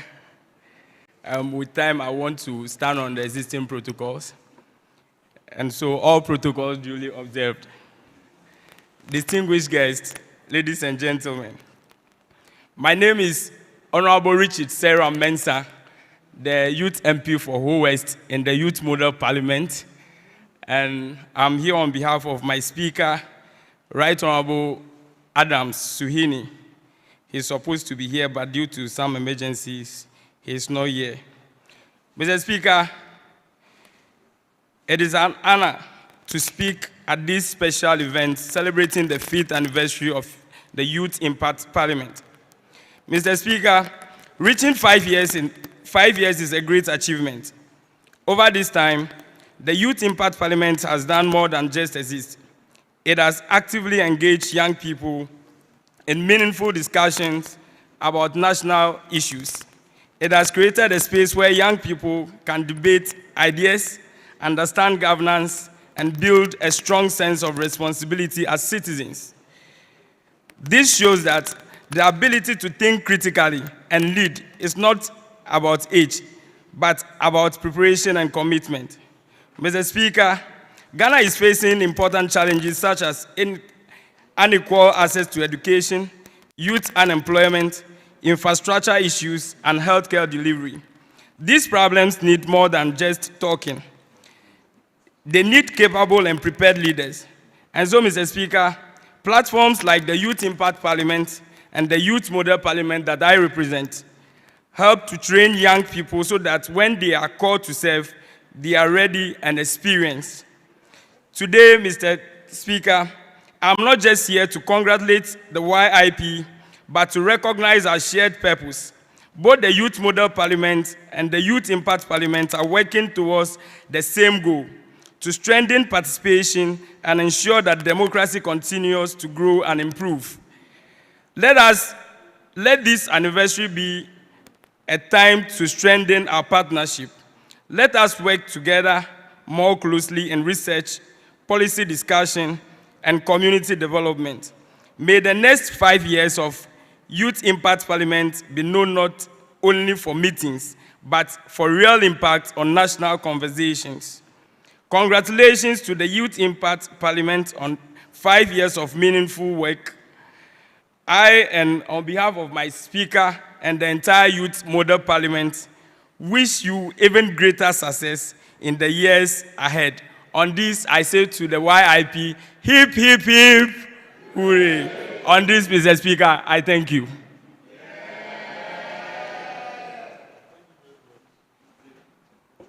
Thank you very much, Majority Chief Whip of the Youth Model Parliament. Honorable members, Let me call on the second Deputy Speaker of the Youth Government System Youth Parliament of the International Youth Network, United Nations Security Council, Resolution 2250. I hope I got that right? Yes. Honorable Charles Adonu.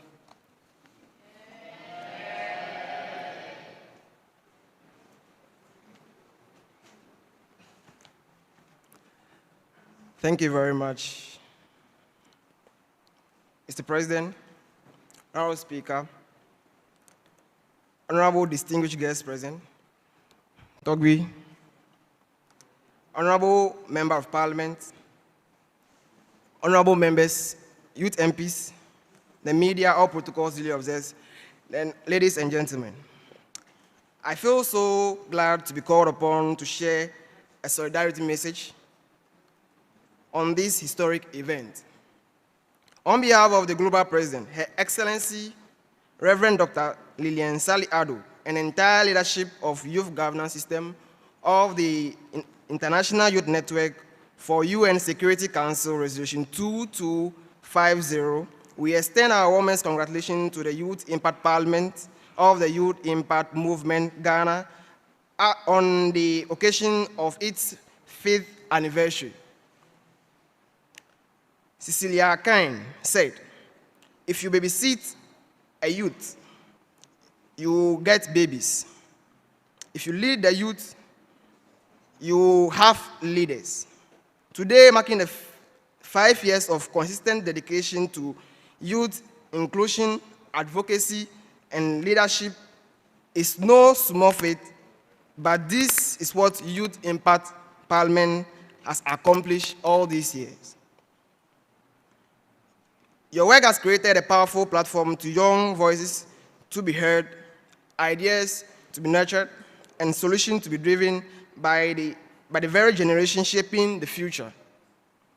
This achievement reflects resilience, vision, and deep commitment to meaningful youth participation.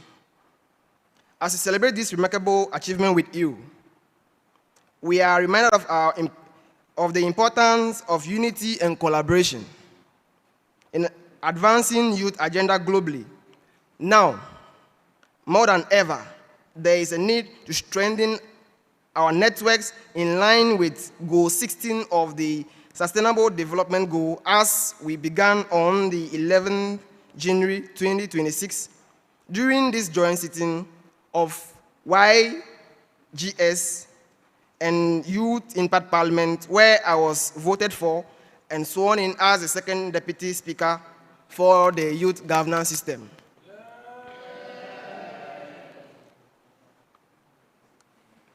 This act alone has established a good relationship between both houses. Deepen partnership according to Sustainable Development Goal 17, and build bridges that will enable us collectively address the challenges facing young people.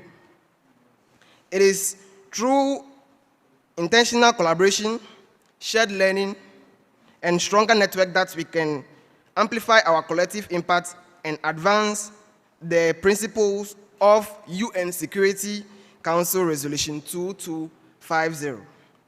Mr. Presiding Officers, we therefore encourage continuous collaboration and synergy among youth-led institutions and stakeholders, as together we can create more impactful, resilient, and transformative system to present the future generation.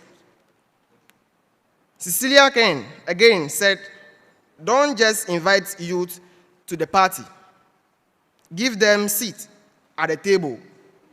To our invited guests, His Excellency John Dramani Mahama has fulfilled this very code by appointing young, exuberant leaders such as Dr. Soji Tete, who is the CEO for National Vaccine Institute, Lawyer Edu Jitameklo, CEO for National Petroleum Authority, Dr. Senanu Kwesi Jokoto, Deputy CEO for NHIS, Honorable Dela Ruth Sedo, Director General for National Service Authority, Honorable Elikem Kotoko, Honorable Dr. Kofi Kofito, amongst others. As national youth leaders, what do you also have for we, the growing youths in Youth Impact Parliament? Once again, congratulations to Youth Impact Parliament. We look forward to building stronger network and achieving greater heights together. Thank you, Akbenami.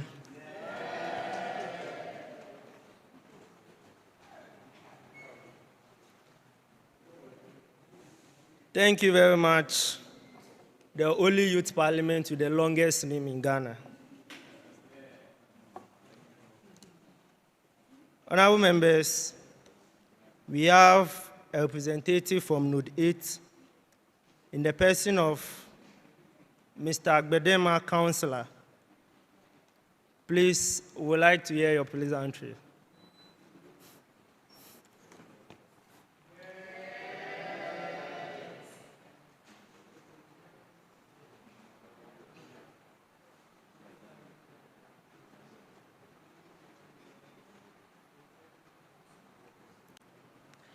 As Mr. Speaker said already, my name is Bedema Councillor. I'm from Node 8. And we are very proud of the work Youth Impact Parliament is doing. And we are looking forward to collaborating with them on more developments. Thank you.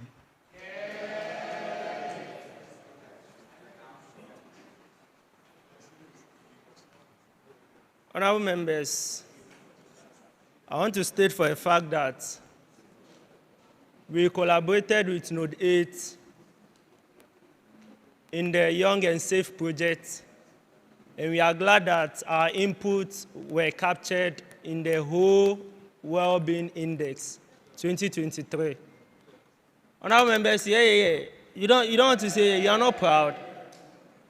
Honorable members, permit me to call upon His Excellency Emmanuel Akpabli, who is the President of the whole Technical University Student Representative Council. Mr. President, I have 2 minutes.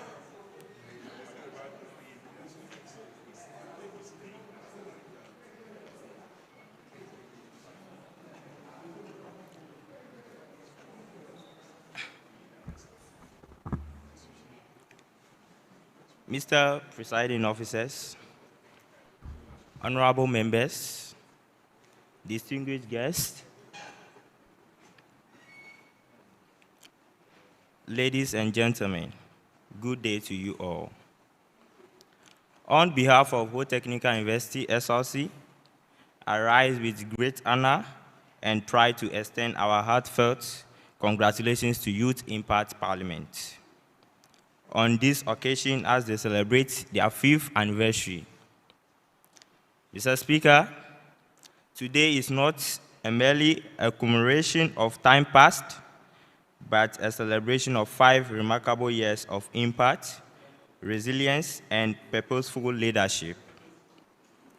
Over this period, Youth Impact Parliament has distinguished itself as a formidable platform committed to nurturing young leaders, promoting ethical governance, and advancing the ideals of active leadership.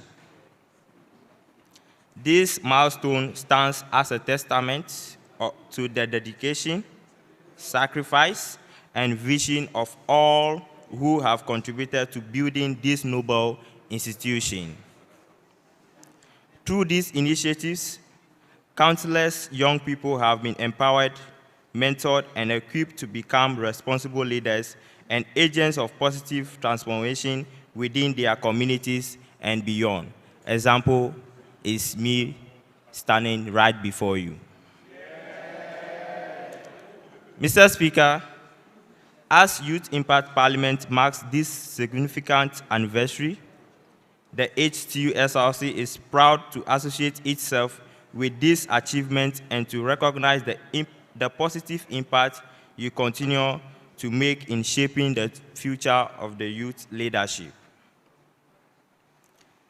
We commend Youth Impact Parliament for this outstanding journey and encourage you to remain steadfast in your mission of building leaders and building lasting legacy for generations. Strength and commitment for the journey ahead. Mr. Speaker, once again, congratulations to Youth Impact Parliament on this remarkable 5-year milestone. Thank you.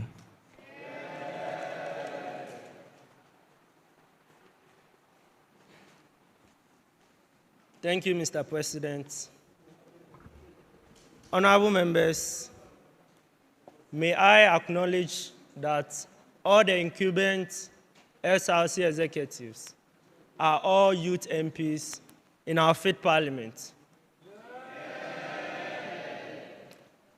Honorable members, let's come to in-house.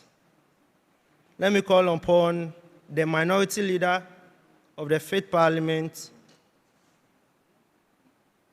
Honorable Wanda Jameshi, to give us his pleasantries. Minority leader, please, you have 2 minutes.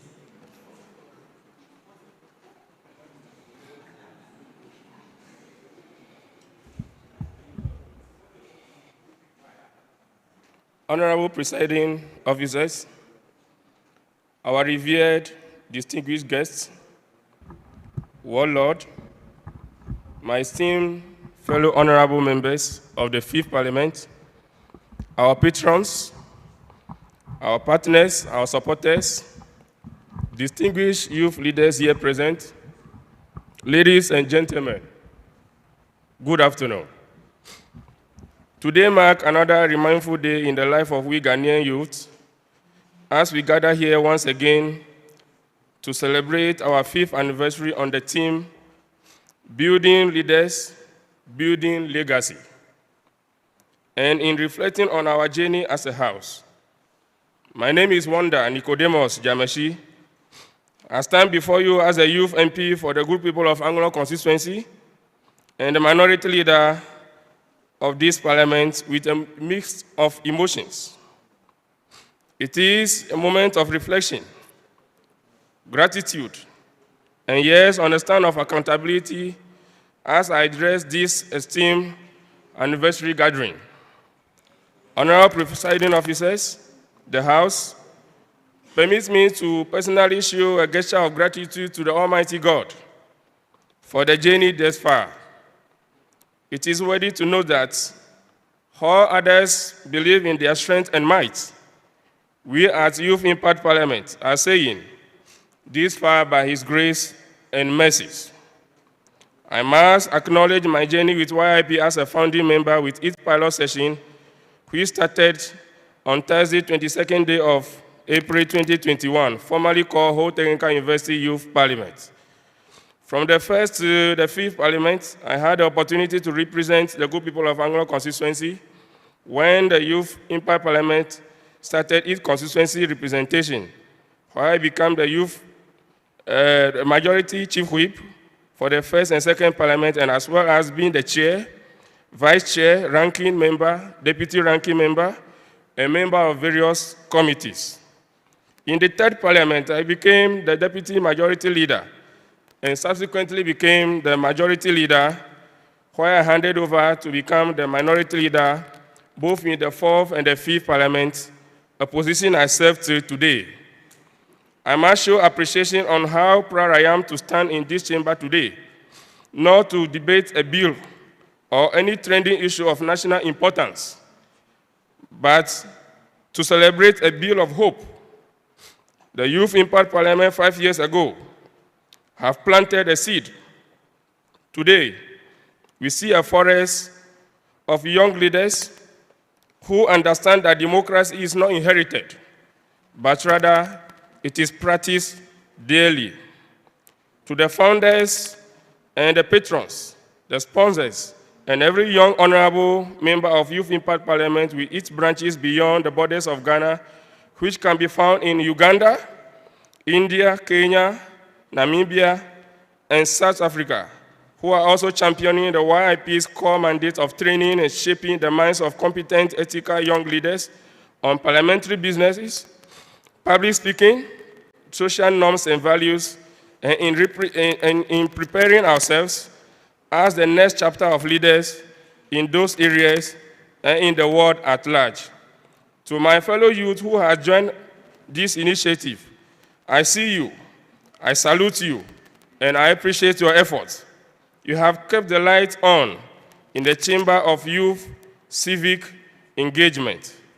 Honorable presiding officers, Parliament works best when it hears the country before the country hears us. YIP became one of those vital ears. We debate the issues of national importance in the areas of jobs, climate, education, health, agriculture, energy, peace, security, legal, constitutionalism, and other sectors of the economy. But we do it with the agency of people who live with longest and with the consequences, and sometimes we submit position papers to authorities for urgent attention to be taken. In 2015, the United Nations Security Council passed a resolution 2250. It said, the youth are not a problem to be solved, but we are the partners for peace. YIP is Ghana's living answer to 2250. We prevent conflict by practicing dialogue. We protect democracy by insisting on facts. And we participate by showing up and playing substantive role. To my fellow young leaders here, your 5 years proved something positive and impactful. You can disagree without being disagreeable. You can be partisan in your passion, but national in your purpose. I urge you to hold on firmly to that. Our job is not to wait for 40 years to lead. Our job is to lead now in our communities, our campuses, our startups, and in our advocacies.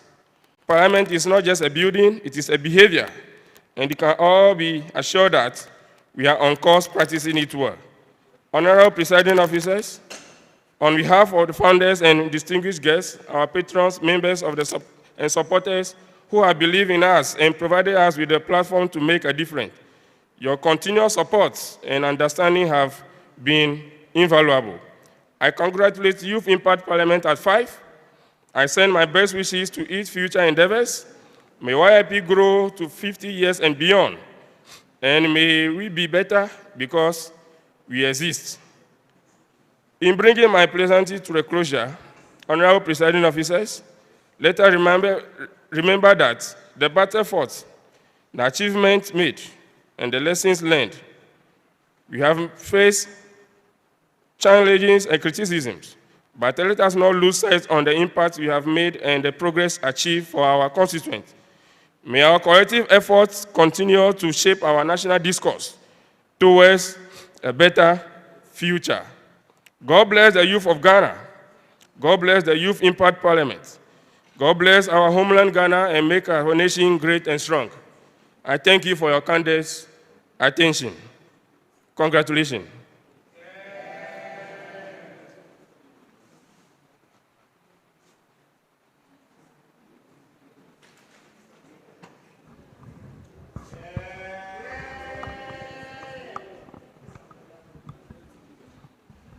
Honorable members, let me call upon the majority leader of the 5th Parliament, the person of Honorable Hubert Agbaode.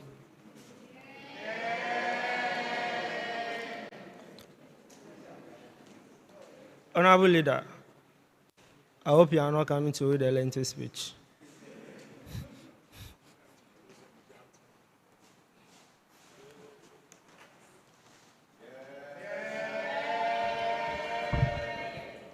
Thank you.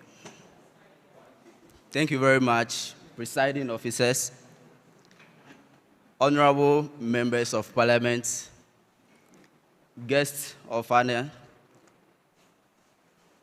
fellow colleagues here present. Good day to you all. It's a great pleasure and esteemed joy to be here today to actually give my pleasantries on an impactful 5 years journey of Youth Impact Parliament. Today, we celebrate 5 years of Youth Impact Parliament and a very impactful life Youth Impact Parliament have had on the life of each and every one of us gathered here today. Mr. Speaker, a dream that it all started with 5 years ago.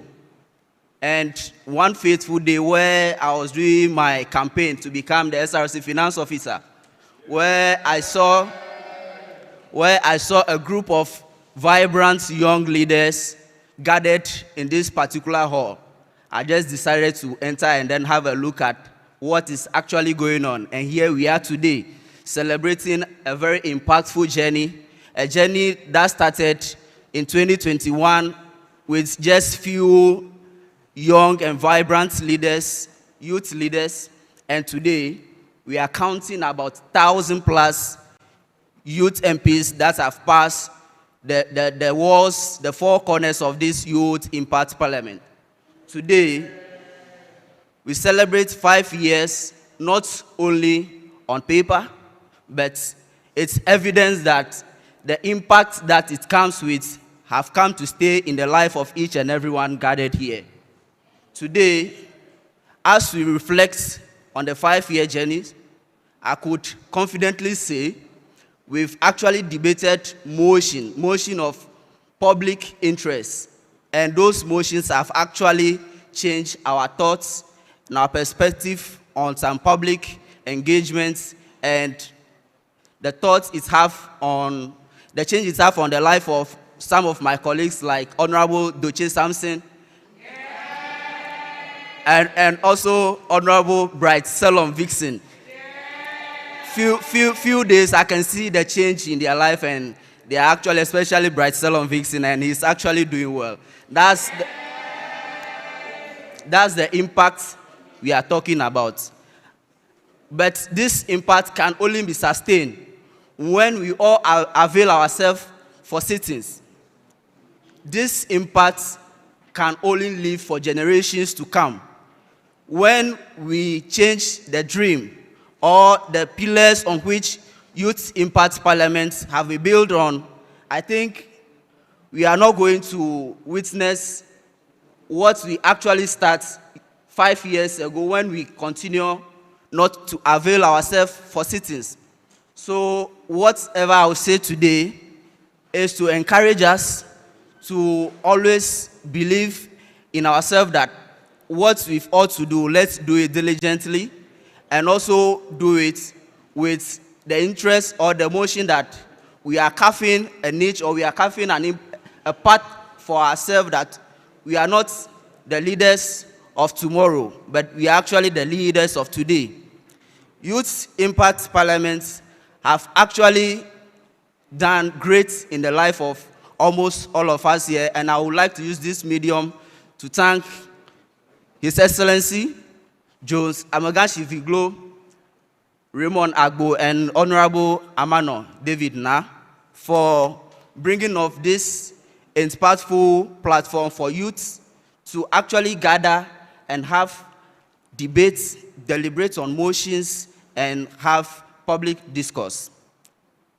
Today, we celebrate 5 years, and what will be the story for the next 5 years?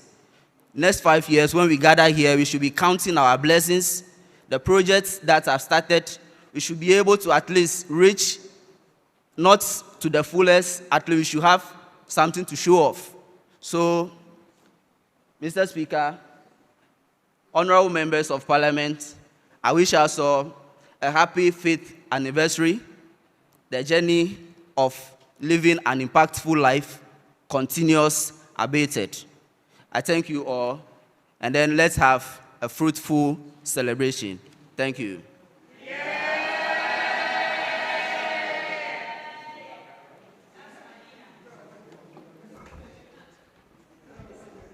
Thank you very much, the Majority Leader. Honorable members, it looks like the leaders cannot talk without giving jabs. But I think that makes Parliament a better place. Honorable members, let me call on the last person, who is a senator, not just a senator, but the majority leader of the Senate, Honorable Cyril Kekeli Amevo.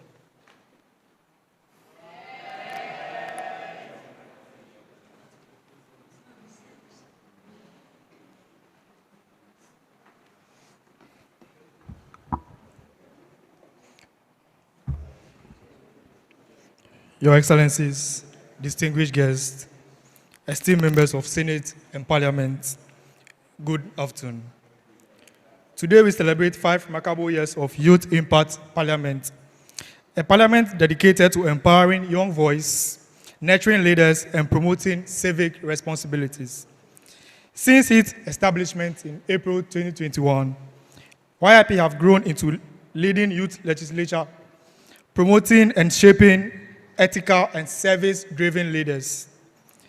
My journey within this institution has begun from being a youth MP for Okere constituency. From there, I moved to serving as the Deputy Clerk Publicity for the Parliament, moved to Senate as the Majority Whip, and standing in today as the Majority Leader for the Senate. Youth Impact Parliament is not just a platform. It's a training ground for training future leaders like us coming forward, stepping into the political landscape, taking up roles, trying to discuss matters of public interest, and debating senior leaders when it comes to political terms. It's also a training platform for us to get to know the norms, the rules, and the dons of Parliament. As we celebrate this milestone, may we renew our commitment to building a generation of young leaders who will lead with courage, integrity, and vision. Thank you, and may we have a fruitful anniversary. Thank you all.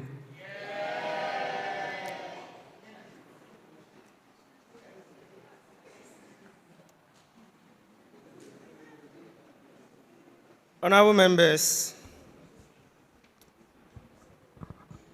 before we take item 12, which is remarks by the guests of honor, let's take item 11, spoken words.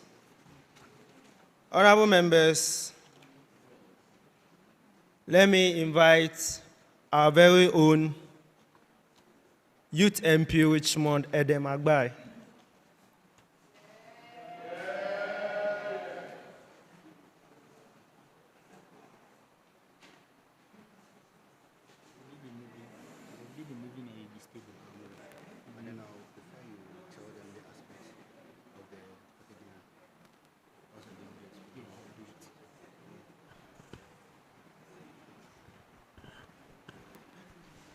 Thank you very much, Mr. Speaker, invited guests, honorable members. I greet you all. I go by the name Richmond Adbai Edem Kojo, Youth MP for Ayawaso West Wagon, then the chairperson for Food and Agriculture. I'm here to give a spoken word.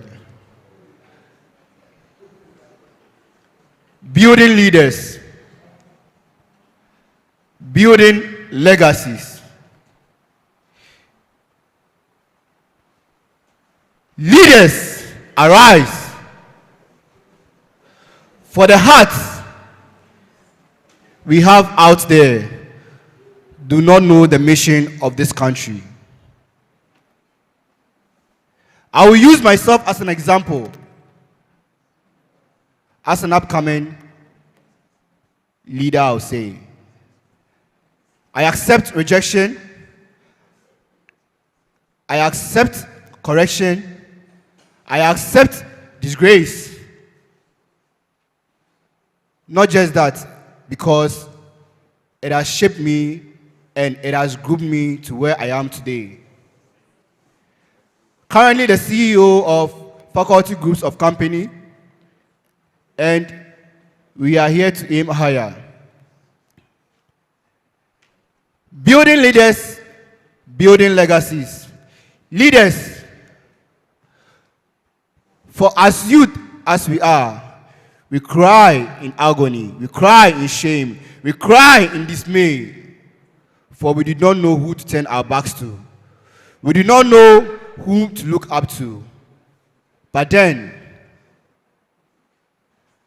as youth, I stand here to urge you all not to give your shoulders up, but rather be your own motivator, be your own sponsor, and at the end, you will see to the top. Building leaders, building legacies. For if you start today, the world that awaits leaders, you will become a part of it. Thank you.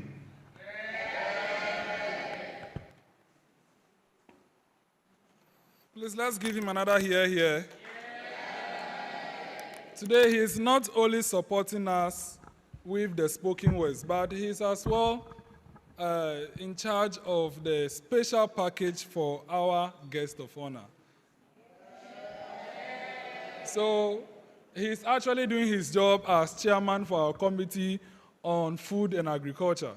Thank you very much, brother. Honorable members, I know we have sat for long, but the celebration has not ended yet. I was contemplating whether we should do, you see that exercise that you're shaking your waist now? Yes, because if you sit for too long, it has its consequences as well. Yes, but I have been curtailed by the fact that this is a parliamentary proceedings, or else we'd have even had the cultural display. So the only thing I want you to do for me is just for 1 second, just rise and then move left, right, and take your seat. That's all I ask. It's a very important exercise. Just rise, go left, go right, and resume your seat. It's a very important exercise. Yes. It's a very important exercise. And you will see the relevance of it before we leave here. Honourable members, before we move to the second part of today's occasion, please give me the opportunity to introduce to you invited guests who have come to celebrate with us. We have in our midst Mr. Wisdom Sedro, who is the regional boss for the National Communications Authority. He has come to celebrate with us today. And we also have in our midst Mr. Solomon Akron, who is the acting director for HR UHAS. Yes. They have come, they have left their busy schedules to celebrate with us, and we are that glad. Honourable members, we are all here for the same reason. We have had guests who have come from Accra, Hokwe, just to come and celebrate with us. We are now entering into the second part, a very important part. Now that you have all spoken, you can now listen to wisdom, listen to experiences, and then advice to guide us for the next 5 years. Because after today, we will not gather again like this until the 10th anniversary. So we better celebrate this one well. So on that note, we'll start with our first line of guests. Please allow me to call to the podium a youth activist, a businessman, and a young man who, of course, has beaten me today in only one record.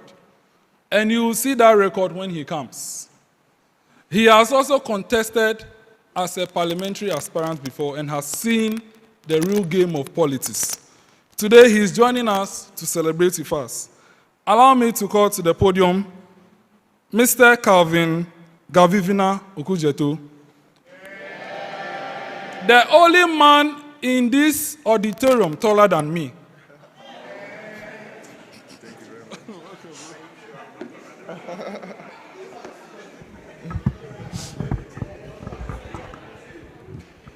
Good afternoon, everyone. I was about to shout Eyezu, but I noticed we are in Parliament, so I don't want the marshals to throw me out.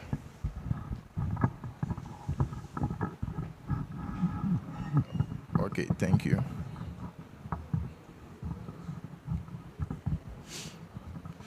Okay, let me use this opportunity to congratulate each and everyone on your 5th anniversary. 5 years is no joke.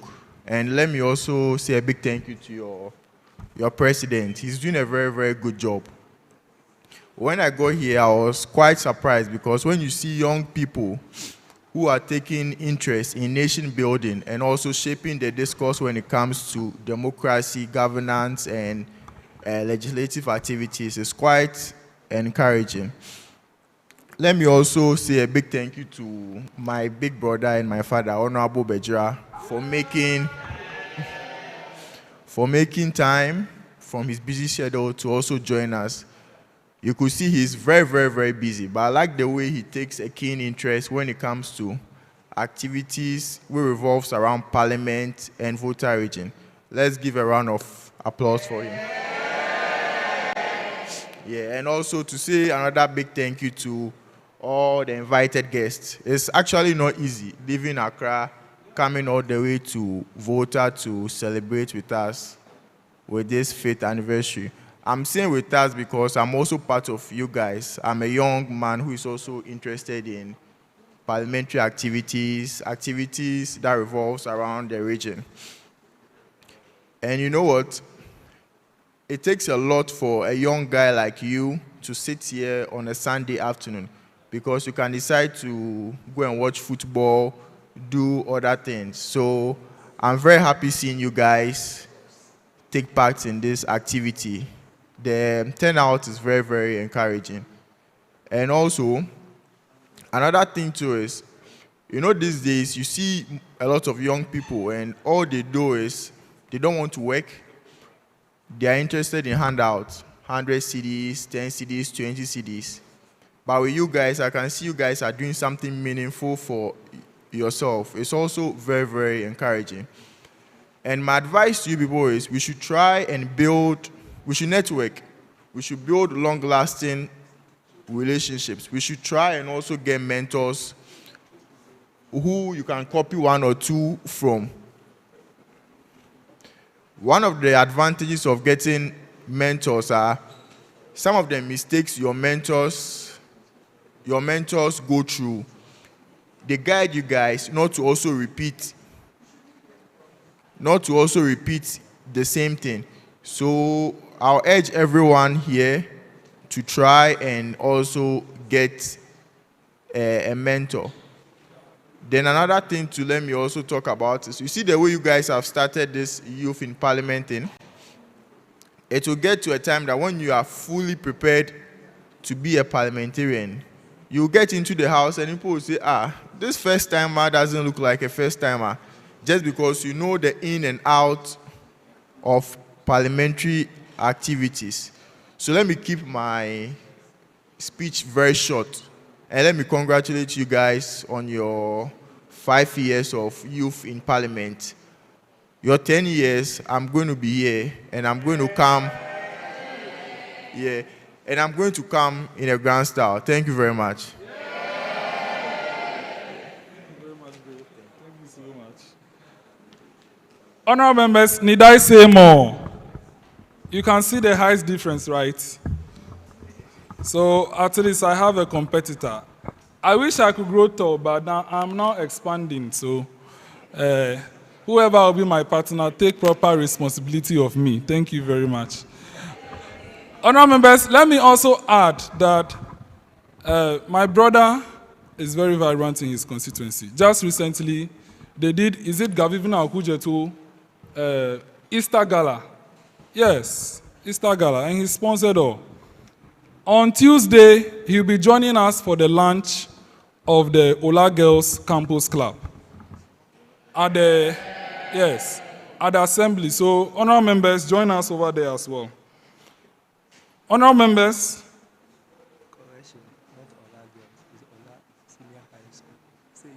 thank you very much. I have been corrected. For the records, Ola Girls Senior High School. Ola, okay, sorry, Ola Senior High School. Oh, okay. Okay, thank you very much for that factual correction. We'll do the necessary amendments to ensure the records reflects the true records. Honourable members, moving on, we want to have another guest who has come right from Accra to grace our occasion, and he is the CEO of Volta Cabins. He is also a businessman, and I'm sure a philanthropist too. And today, he has come to grace our occasion. Please allow me to invite to the podium Mr. John Paul Semavo to speak to us. Thank you. You have to step this down for me. Thank you. Mr. President, distinguished guests of honor, invited guests. Today we celebrate 5 remarkable years of Youth Impact Parliament. 5 years of nurturing leadership, empowering voices, and creating opportunities for young people to engage meaningful in governance and national development. This milestone is a testament to vision, dedication, and power of the youth when given the right platform. As we celebrate, we also look ahead to the purpose through the launch of the YIP Chamber Fund. This initiative is more than a building project. It's an investment in the future of leadership. A parliamentary-style chamber will provide a permanent home for dialogue, learning, debates, and grooming of tomorrow's leaders. I encourage everyone to support this noble cause in any way possible. Together, we can build not just a chamber, but a legacy. Happy 5th anniversary to Youth Impact Parliament, and may the future be even greater than the past. Thank you. Mr. President, before I leave, in respect to your speech, you made mention of a few items that you need, and I just want to tell you I'll be giving you 1 laptop for your activities. Thank you.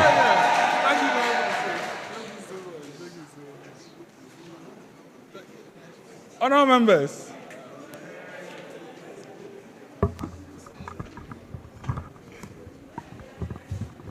members, on behalf of the House, we want to thank the CEO for his kind gesture. It's good, though. We want to thank the CEO for his kind gesture, and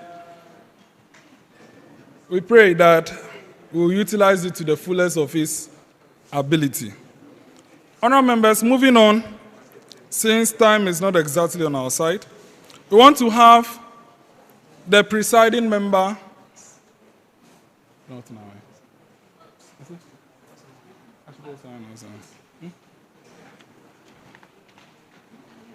Come. You should come. Okay. Honourable members, we are moving on with today's program.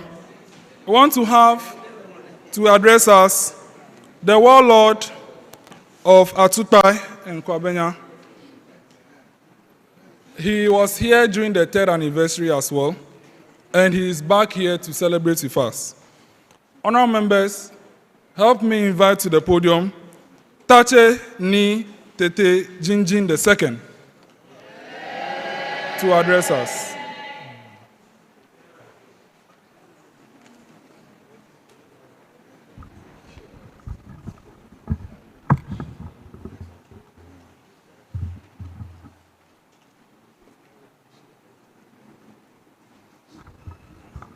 Good afternoon.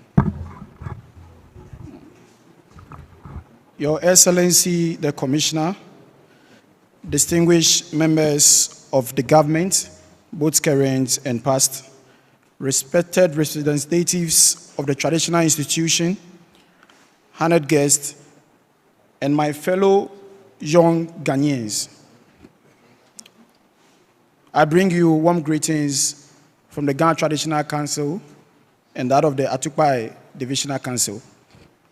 Mr. Speaker, I want to start by saying something that perhaps not every chief would say from a platform like this. I am one of you, and yes, most of you can testify to that, because I was part of the pioneers. I was part of the pioneers of Ho Technical University Parliament, and I am the first deputy speaker of this honorable school. I sat where you sit today, and I asked the same questions you are asking. I bent the same frustration and the same hope and the same anger to see Ghana become everything she's capable of being. The stool I sit on does not change my perspective. If anything, it deepens my responsibility to stand here today and speak honesty with you. 5 years, yes, 5 years. When I heard Honorable Jones Amegashi-Viglo speaking about this very parliament, and Honorable, my then Speaker of Parliament for the Ho Technical University, David Amanona, and that of Honorable Edem came together, and today, here we are, celebrating the 5th anniversary of the Youth Impact Parliament. 5 years of choosing to become part of this house to debate over issues that are affecting our nation and not to be silenced about it. Service over apathy and vision over despair. That deserves more applause, which I know you are supposed to do now. You're supposed to applaud yourselves for the efforts you have put in bringing this parliament to where it is now. It deserves continuation. Happy 5th anniversary to the Youth Impact Parliament of Ghana. On the state of our nation, which I would like to speak about it small, let's be honest to ourselves. I am not a kind of chief who will stand before you and paint a rosary picture while the house is on fire. You are too smart for that. And Ghana deserves better than a comfortable lies. Mr. Speaker, our economy is hurting. The city has taken blows that have landed hardest on the ordinary Ghanaians. Inflation has eaten into the earnings of our parents, our market women, and the drivers, and the normal Ghanaian. The debt burden we carry as a nation is one our generation will inherit. And that is something that is something every young Ghanaian should understand and demand answers about. We must hold our leaders, all of them, regardless the party or regardless the colors that they bear, to account for how our nation's purse is being used and what is being used for. Mr. Speaker, unemployment among the youth remains one of the most painful open wounds in our country. I know young men and women, brilliant ones, who have graduated and spent years job hunting with nothing to show. That is not a personal failure. It is a systematic failure. And we must name it as such, while also asking what we can do to change it. Galamsey is destroying us slowly, The rivers that nourished our grandfathers' farms, like some of the young entrepreneurs here were saying they are farmers, are dying. The forests that should be our children's legacy are being swallowed by greed. And the sad truth is, it is not people that are not of our own, but they are our neighbors, sometimes our relatives. And this has become the reason we are not speaking against it. We cannot blame foreigners. We must look inward and have the courage to say, this must stop. Even when it is uncomfortable. Our health system needs urgent investment. The inequalities between North and South, between the urban and the rural, between those born in privilege and those who were not, remain stark and troubling. These are conversations that must happen in the parliament, yes, but also in our communities, in our homes, on the social media pages that we all have. And then, there is a matter that has gripped our national conversation, which you and I know is the current issues on our social media platforms. One that I, as a chief and a representative of the cultural values of Ghana, and one who loves this nation, must address with both boldness and clarity. Mr. Speaker, the LGBTQ+ agenda. Let me speak to this directly because my generation is the primary target of this agenda, and I will not be silenced about it. There is a well-founded, well-organized push which is originating from outside our boundaries to normalize LGBTQ practice in Ghana and across Africa. It comes packaged in the appealing language of freedom, rights, and progress. It arrives through social media, through foreign-founded NGOs, through scholarship programs and cultural exchange programs that ties acceptance of these values to opportunities. I have seen it. Many of you have also seen it too. So we shouldn't be silenced about this. And I want to say to every young Ghanaian today, you are not a backward for rejecting the LGBTQ+. You are not ignorant. You are not hateful. You are a people of who they are. Mr. Speaker, Ghana's identity across all ethnic groups, across Christianity, Muslim communities, across our traditional beliefs, it is built on a clear understanding of family, of human sexuality, and of a community value. These are not colonial imports. These are ours. And we have the sovereign right to defend our own moral landscape as a people.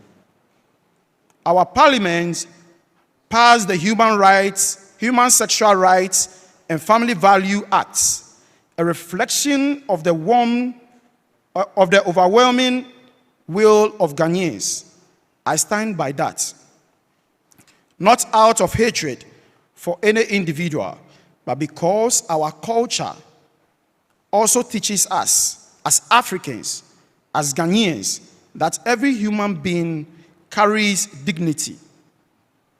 But out of love for Ghana and a refusal to allow our cultural identity to be dismantled piece by piece under external pressure, to my fellow young people, I say, engage in conversations with intelligence. When you encounter these arguments online, in your lecture halls, in your workplaces, and even on social media, do not chat. Do not result in violence. Do not demean, but think and stand firm. Know why you believe what you believe. Know why you are a Ghanaian and an African. The most dangerous thing is not the person who openly disagrees with you. It is the young Ghanaian who has not been taught the values of their own heritage and therefore cannot defend or define it. We can be a modern, forward-thinking, globally competitive country as Ghana and not to hold or and not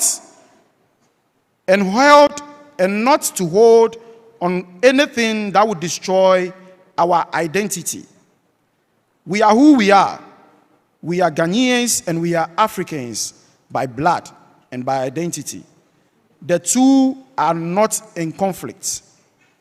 Don't let anyone tell you otherwise. Mr. Speaker, now let me talk about what we must do, because complaining without action is just making noise. Number one, let's get ourselves into governance. Young and beautiful ladies and gentlemen seated here today. I see ministers, MPs,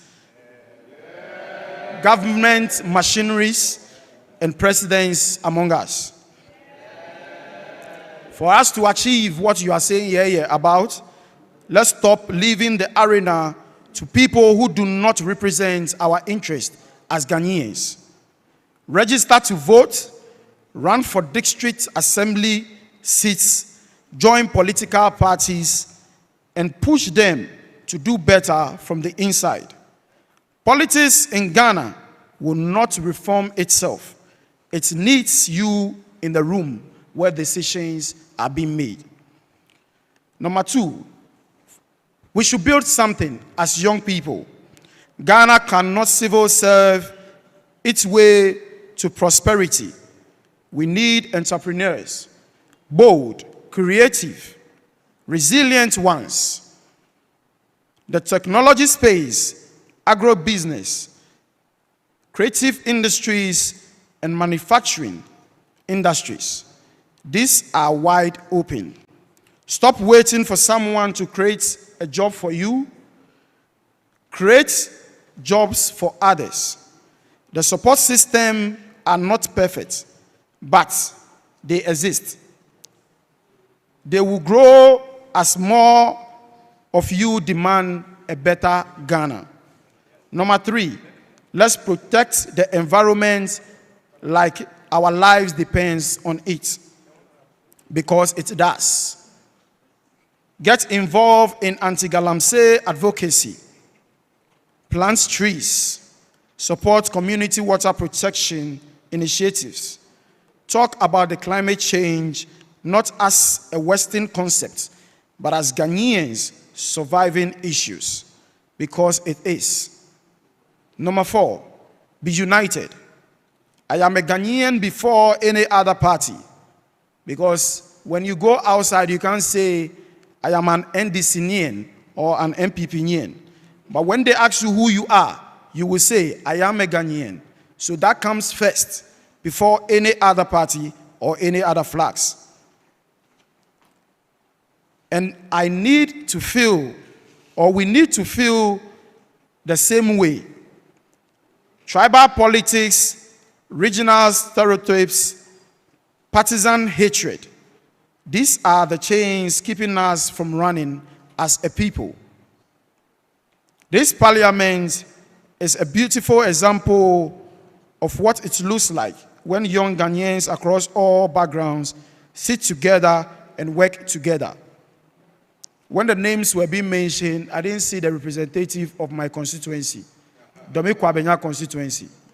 Like I would have told the person to go home and tell the MP that she should be fast and doing. Bottle the spirit and take it everywhere you go. Number four, pursue excellence. Be the best of whatever you are doing today. Our generation must make mediocrity embarrassing. Whether you are a graphic designer, a doctor, a footballer, a farmer, or a filmmaker, set a standard. Do not follow the trend and say, this is how it has been done, so I'll do it same. You must set a standard so that you will be identified as a different person. Ghana's reputation in the world is built on one excellent Ghanaian at a time. When you pick it up to yourself that today, I am going to make a change, and I join you, and all individuals in this room join that very trend, I believe our nation will be a better place to live. To this parliament, this is my charge to you. You know that the third anniversary, I charged you. And I've realized that most of the things I said, by God's grace, we are progressing. So we are going to finish well. I want to speak directly to everyone who is part of this institution. The founders, which I've mentioned their names already. The leadership and the members, both past and present. Mr. Speaker, we have to build something which is very real. And today, that is what we are pushing as the YIP is in place. But let me challenge you the way I will challenge myself. Impact must be measurable. What policies have you influenced in this very particular chamber, in your homes and the constituencies that you represent? What communities have you touched as an individual or as a Ghanaian? What young people have you brought in who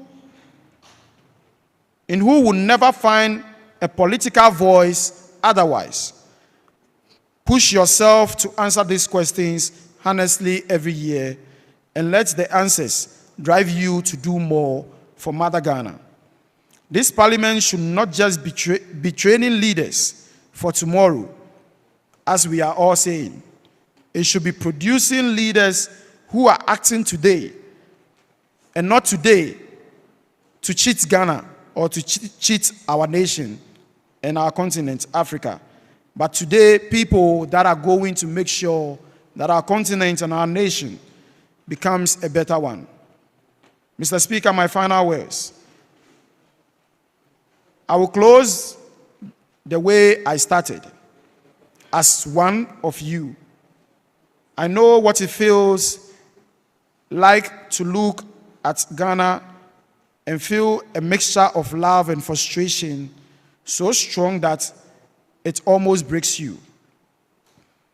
I know what it means to want better for this country and wonder if it is even possible. But I also know this: every great era in Ghana's history, in African's history, in the black man's history, was driven by young people to refuse to accept that things could not change. Dr. Kwame Nkrumah stood with a group of people and declared independence for our nation. And I know by then there were old people that were telling him, you cannot do it, which you and I can bear witness to.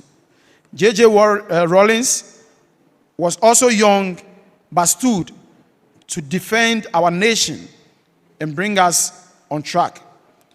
We have Martin King Jr., who also stood to fight for black people. The men and women who built our institution, our schools, our roads, many of them were young and impatient and burning for purpose. Mr. Speaker, now it is our turn. We may not be listed among the famous yet. Our names may not be heard on the table of greatness yet. We may not be walking at the Hall of Fame, but we are a great team of change, of positive movement, and we shall get there. Mother Ghana one day will see us and smile. We are going to protect Ghana's economy. We are going to protect the rivers and the forests of our nation. And we are going to protect the democracy of this nation. We are going to protect the values that makes us Ghanaians and Africans. Mr. Speaker, the Ghana we dream of is not waiting to be discovered. It is waiting to be built by people in this room. So I charge you today that Ghana is waiting upon your arrival as great leaders with vision to change the future of our nation, vision to change the narrative, and innovations to make our continent, Africa, a better place to live. God bless our homeland, Ghana. God bless the Youth Impact Parliament. God bless the youth of our nation. Chano Manyaba.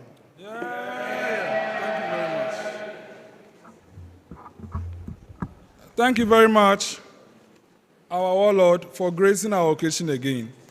As we came from Accra just to grace our occasion, we are much loved by the appreciation of your time.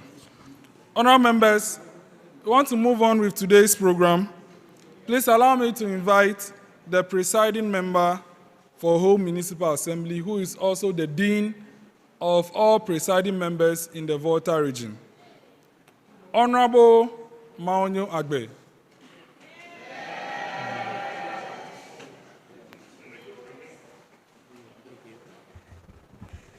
Yeah. Good afternoon, everybody. Members that are present, Mr. Speaker, my revered and only godfather, His Excellency retired George Nfojo, the caucus chairman of all MPs in Parliament, and all honorable members that are present, both minority and majority. I hope you are having a nice day. Yeah. Nice one day. It is both an honor and privilege to stand before you today for this special occasion, marking the 5th anniversary of the Youth Impact Parliament. Let me begin by congratulating the leadership and the members of the Youth Impact Parliament for sustaining this noble initiative. 5 years of consistent engagement in youth-centered parliamentary practice is no small achievement. It speaks to vision, commitment, and a deep desire to shape the future of governance in our country. I must confess, I was truly amazed the first time I had the opportunity to witness one of your sittings. Though I may not really recall the exact date, I vividly remember the impression it left on me. The level of confidence, the quality of debate, and the discipline displayed on the floor were remarkable. It gave me hope that the future of governance indeed is in capable hands. As someone who has served as an assembly member, a presiding member, and a dean of presiding members in the Volta region, I can confidently say that what you are doing here is not just admirable, but is essential. Your determination to understand governance architecture and the processes through which legislative decisions are made is commendable. The truth is, good governance does not happen by chance. It is shaped through informed debate, critical thinking, and the courage to contribute meaningfully.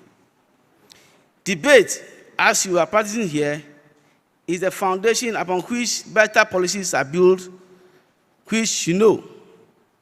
When ideas are tested, challenged, and refined through constructive engagement, the outcome is always stronger, more inclusive, and more effective. That is why what you are doing here must not end within these walls. I urge you, do not only learn how Parliament operates, live it. Let these practices become part and parcel of who you are. Carry this discipline, this courage, and this commitment into your daily lives, your communities, and your future careers. That is how real impact is made. Looking back at my own journey, I must admit, I wish I had this kind of opportunity during my early years. If I did, I have no doubt that my efforts and performance in governance will have been multiplied many times over. You are privileged, and with this privilege comes responsibility. Let me share an observation from the grassroots. In many years of commitment, there are informal spaces for debate, what we call parliament, in our own way. Places like the Pito base, Pound 1 bases, somewhere under the trees in the communities. These are platforms where people engage in heated arguments and discussions about governance and national issues. However, these debates are often unstructured, sometimes chaotic, occasionally mistaken for quarrels. Yet within them lies genuine interest and raw perspective about governance. As an assembly member, I've often sat quietly in such places just to listen and understand the concerns of the people. It is not always easy to step in and shape those conversations. This is why I challenge you. Do not wait for people to come to your parliament. Take your parliament to the people. At my last visit, I threw a challenge to see many of you rise and take your places on the floor of the assembly. Today, I ask again, how many of you have taken up that challenge? In my experience as presiding member and dean of presiding members, one major gap I've observed is the lack of enriched debate in our assemblies. This often stems from limited background knowledge in key legislative frameworks, such as local governance act, model standing orders, and the standing orders of parliament. It may surprise you to know that this one, my former chief executive is here, so he'll back what I'm coming to say. It will surprise you to know that some assembly members, even after serving for several years, have never spoken on the floor of the General Assembly. Am I lying? Not because they do not have ideas, but because they lack the confidence and the fundamental knowledge to contribute. You must be a difference. And let me assure you on this journey, you will not be alone. I'm not a Liverpool spoon anyway. I'm not a Liverpool fan. So take that one out. You will not be alone.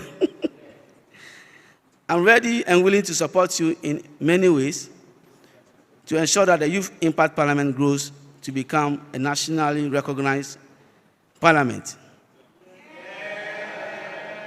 Your voices matter. Your ideas matter.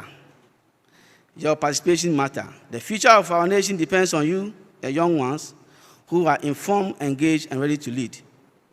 And I look forward to the day when many of you will rise to take your rightful places in governance architecture in our dear country called Ghana. Thank you very much, and have a fruitful celebration.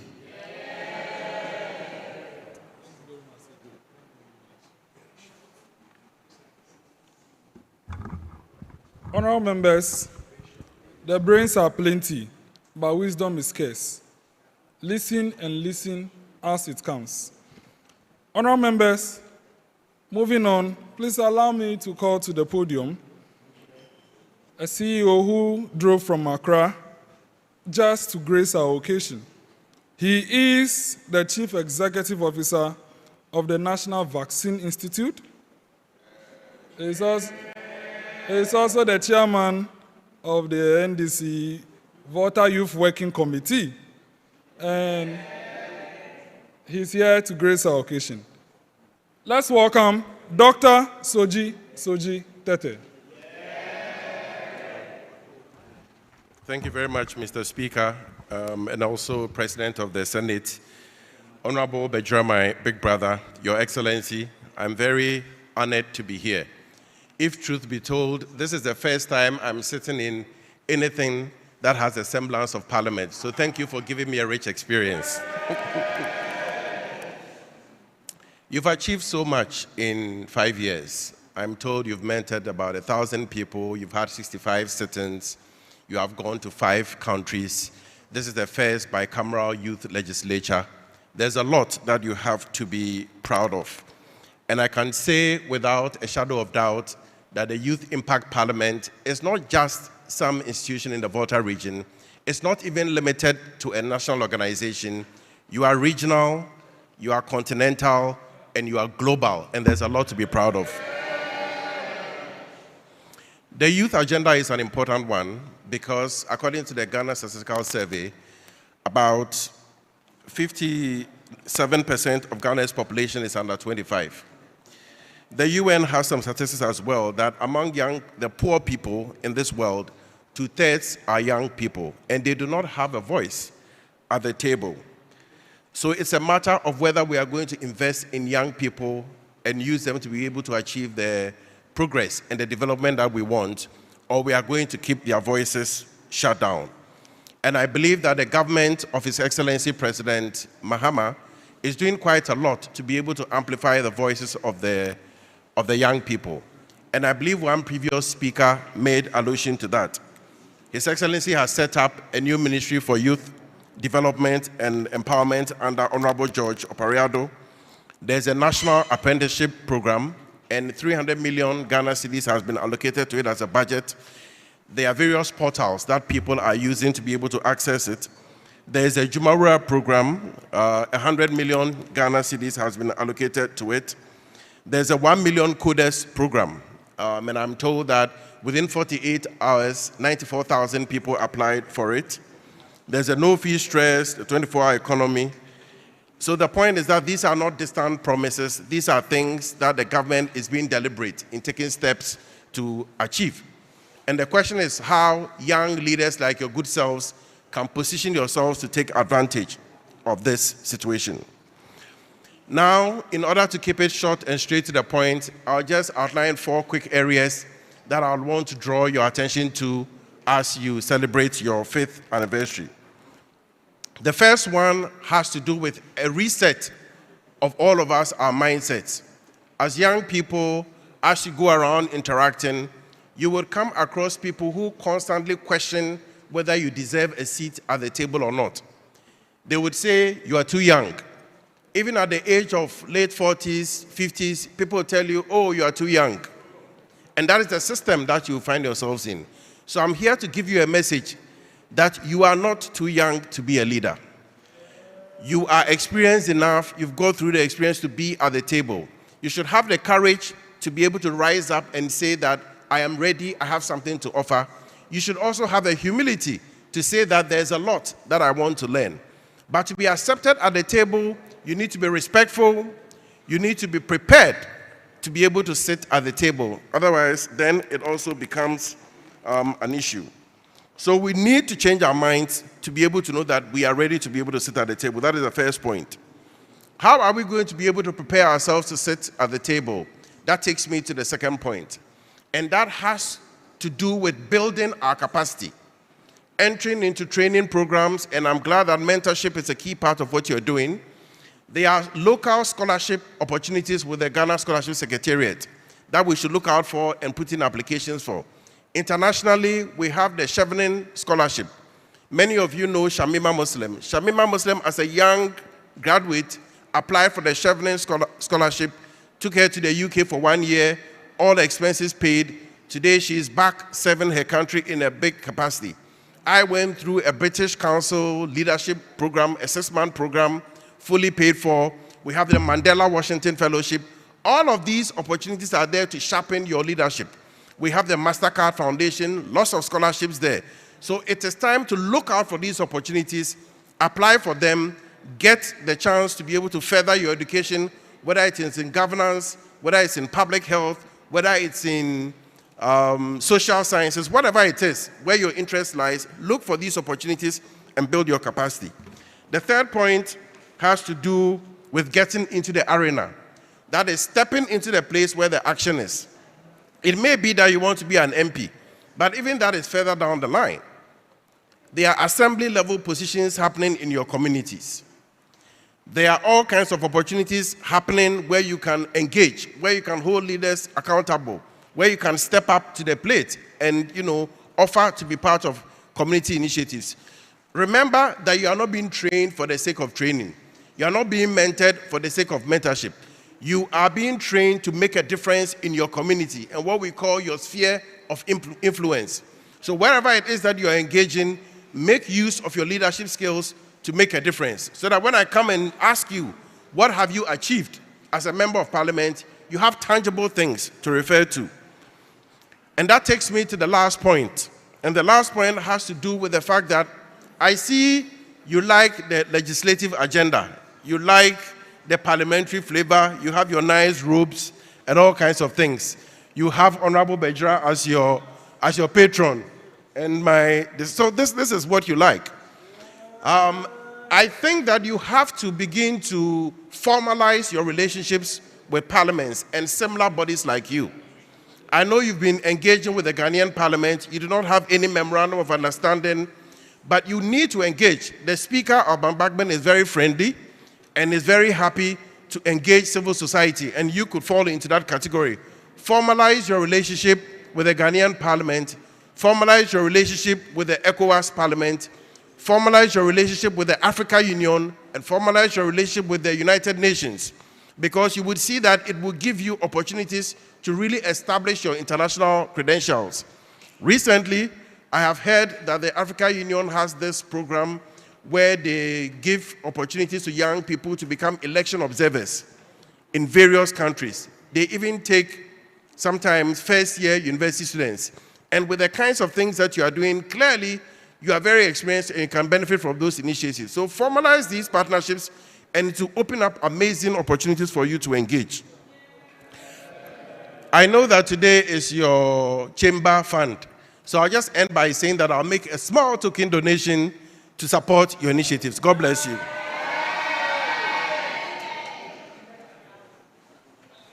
Thank you very much, Dr. Soji Tete, for the energy. I'm sure my colleagues who don't know you will start researching and searching for your Facebook profile. So I'll let them know. Just go and type Dr. Soji Tete. You will see him. Thank you very much for your token and then word of wisdom. Honourable members, we are getting to the realm of people who have been here with us since day one. Please allow me to call to the podium a man who has served in the office of Municipal Chief Executive, and he was also a former Regional NADMO Director. He is our patron and has seen our growth. Today we have invited him here to celebrate with us.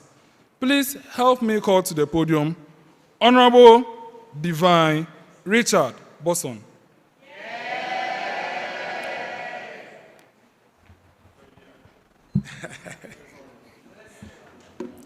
Thank you, Senate President.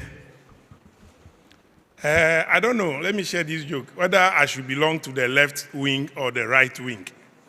But as a patron already, I don't know whether I should join Honorable Minority Leader Wanda Jameshi or Agbahode.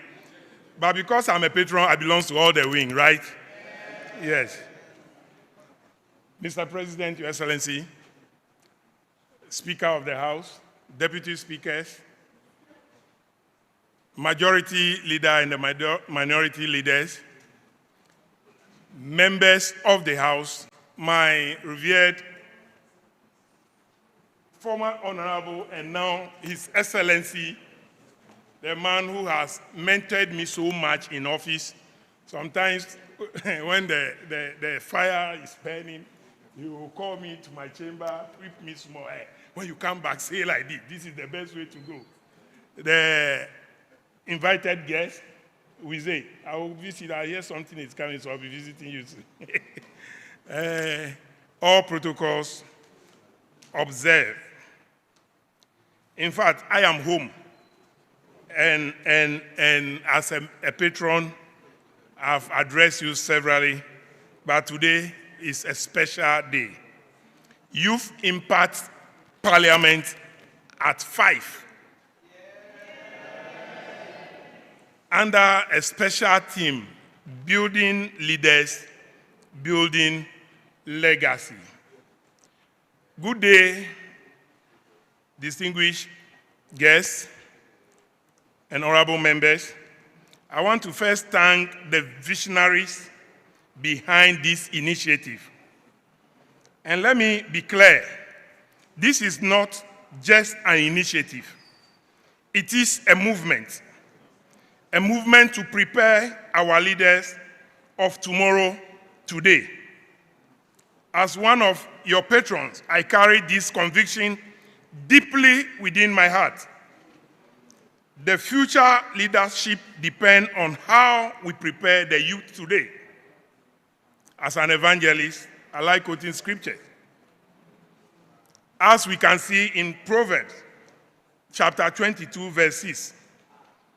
And I read, train up a child in the way he should go, and when he is old, he will not depart from it. We cannot complain about tomorrow leaders if we refuse to hold their hands and nurture them now. Quality leadership is not an accident. It is cultivated.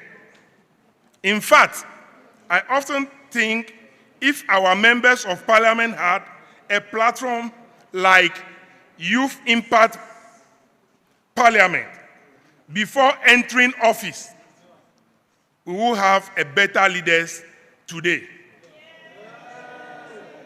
And this was what I was having with my senior brother, and he agreed with me. That if we, even me, as a former mayor, if I had gotten this opportunity before becoming the MC, I would have been better. So it is a good platform that we should all hold in high esteem.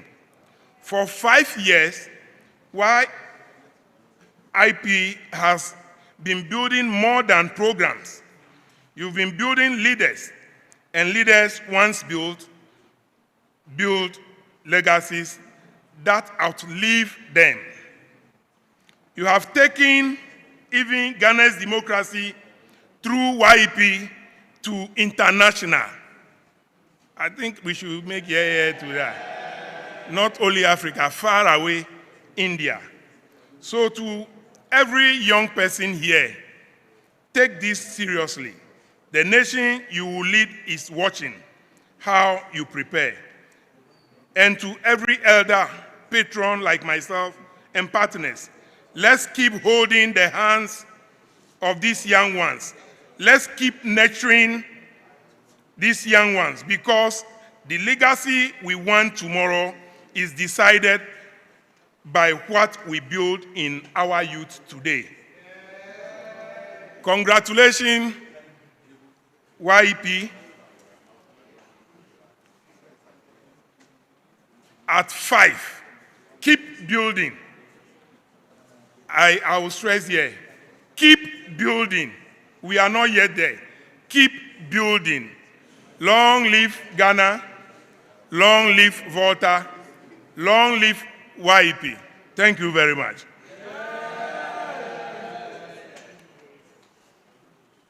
Please, let's give another here to our patron. He is one of the people who is behind us to ensure that whatever we want to do is done.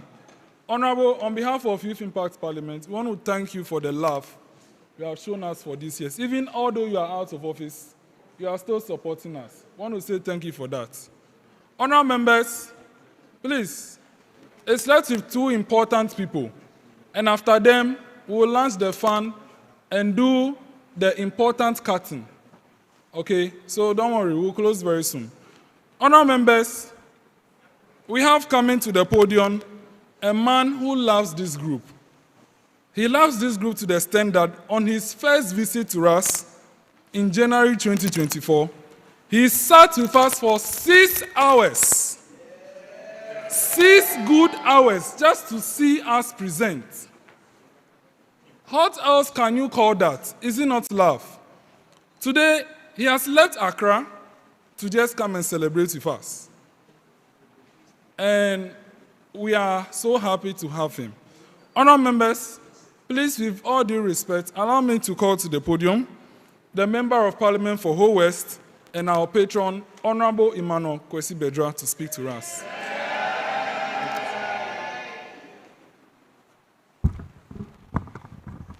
Thank you very much, Mr. President. Let me stand on the existing protocol as duly observed. My colleagues, honorable members of Youth Impact Parliament, on behalf of the Right Honorable Speaker, I'm told your invitation came very late, but he has extended his greetings to all of you for achieving this feat of 5th anniversary. It was just an idea in the mind of one young man. And today we've seen the fruit of what he has planted. And we want to commend all of you for achieving this great feat. The Parliament of Ghana supports you and will continue to support you. I've just had a word with the Director of Public Affairs, and I'm told that next time they want to cover you live. They want Parliament of Ghana to cover your sitting. Your achievement, after I've read through your materials, clearly shows that you've had over 66 meeting sessions. You've sometimes sat through up to about 6 hours in your session. Clearly shows that you have been built and prepared for the future. My other colleagues have mentioned that the future is for the youth. Nene has also mentioned it. But as we have now, the youth of today must be prepared to take over from us. I have been in Parliament for almost 20 years now. I started as a young person without training. And today, I'm one of the oldest and the longest serving MP from the Volta region in Parliament. Because I started very young. And I believe that those of you who have started learning and preparing yourself, as I heard, that we have the SRC president and SRC executive coming from this group. Clearly it shows that you are on the right path. And I'm so glad that I heard Nene also pass through the SRC process. And today he's a warlord or war chief in that Dan area. Having said that, one of the things I want to leave with you has to do with the fact that you need a research department. You need a research department. And those of you who are from different constituencies, you have constituencies named. I know my MP from Ho West.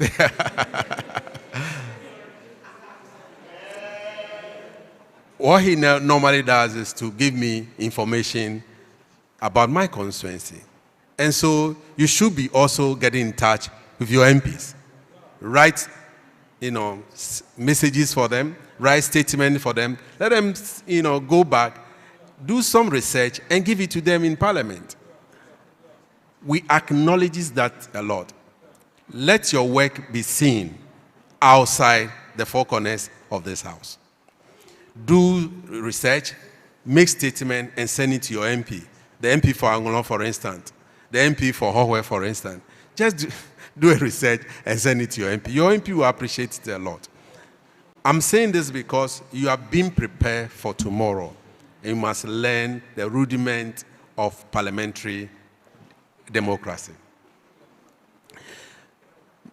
In July, we'll be sending 2 youth parliament to the Commonwealth Parliament.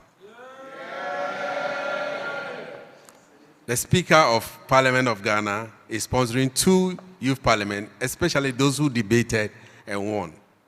And in my conversation this evening, I just told His Excellency, the President of the Senate, that I want to sponsor one person to join the group as an observer. So I'm waiting for the feedback from the speakers and the Public Affairs Department. If they give me a favorable feedback, then one person from this group will join the youth parliament at the Commonwealth Parliament, sponsored by one of your patrons. We are doing this because we want to expand the scope of this place.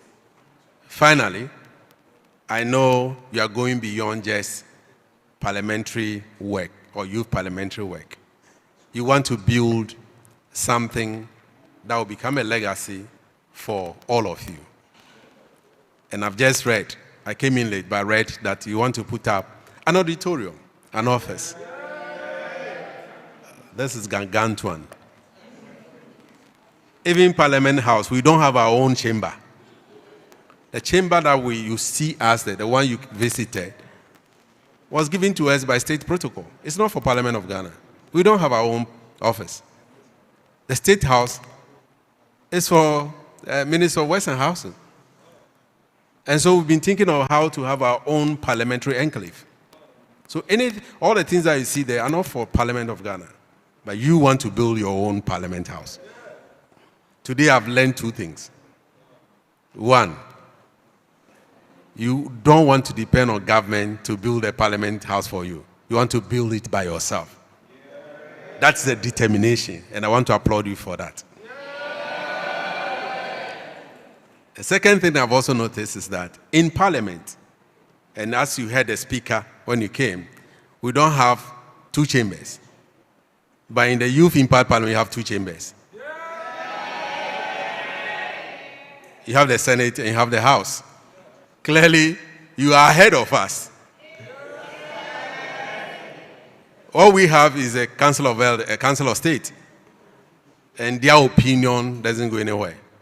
But you have the Senate and you have the House. Your ideas come to Parliament of Ghana. And finally, I also noticed that you even have chairman of all the chairmen. And you have the chairman of all the ranking. In the Parliament of Ghana, we don't have that. Every chairman is a chairman. So we have chairmen of the various committees and ranking members of the various committees. But you now have chairman of all the chairmen and a chairman of all the ranking.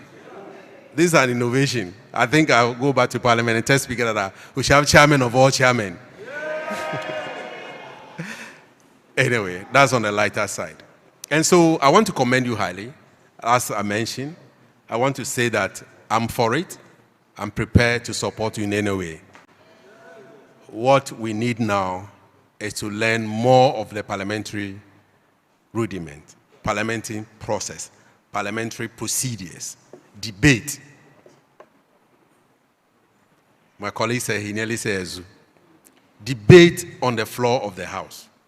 How do we go about debate? How do we carry ourselves when we are debating? What are the processes? I haven't seen your standing orders yet. I don't know whether you have one. If you have the model youth parliament standing orders, I'd love to see everybody carrying your standing orders.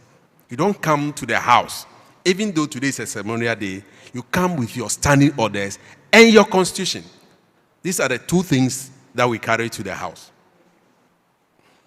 And when you are debating, you don't read your speech. You debate from your mind. Just as I'm doing. I didn't come with any speech. So I will find time and come back, and we'll have a trial debate, a trial preparation, a mock debate. And then I'll give you marks and see how we can go. On that note, I have a small token to start with the building. I know my brother Soju will be giving you more than because he's a CEO, me and my honorary MP. And then they will also buy the land for us. So, as for His Excellency, he has brought CFAs. CFA or dollars. CFA. And so I want to start with a small donation. We will continue to support this noble idea of having our own parliamentary precinct, which will comprise of your office and your chamber. On that note, I want to thank you, Mr. Speaker, and thank all of you for giving the audience. Thank you.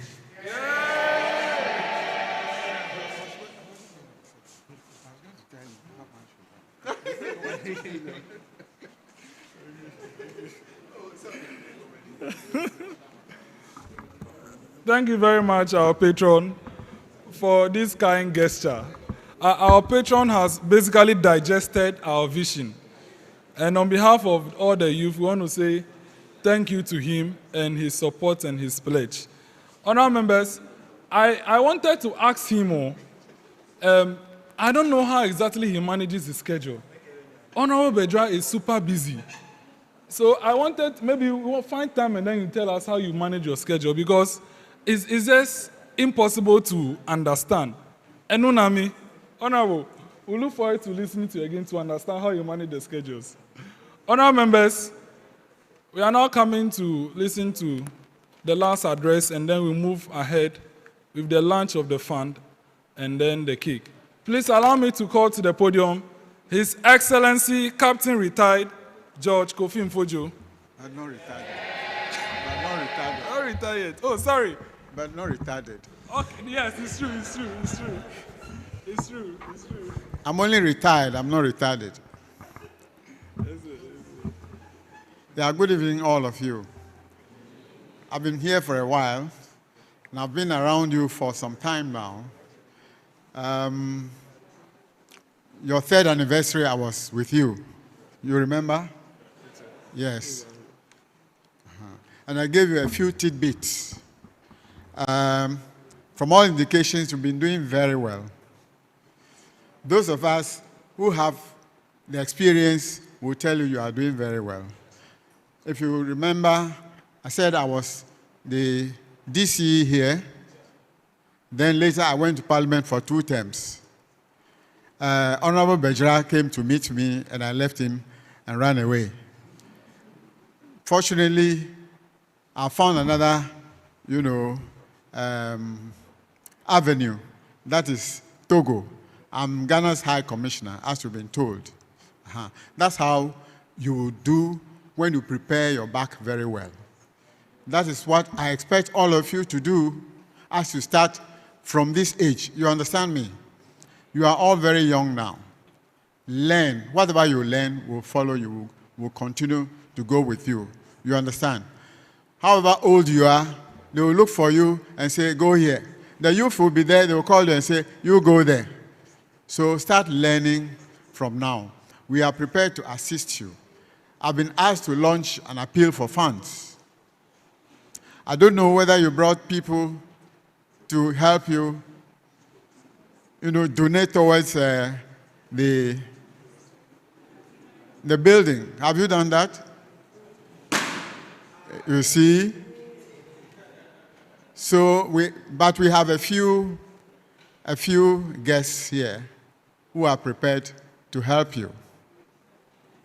I'm not going to burden them and asking them to say how much. They have already told me, indicated how much they will give. Some have even given to me. So what I want us to do now is to get a bowl, put it there, whatever we can contribute ourselves, let's show it so that their contribution will add up to it. Can we do that very quickly, please?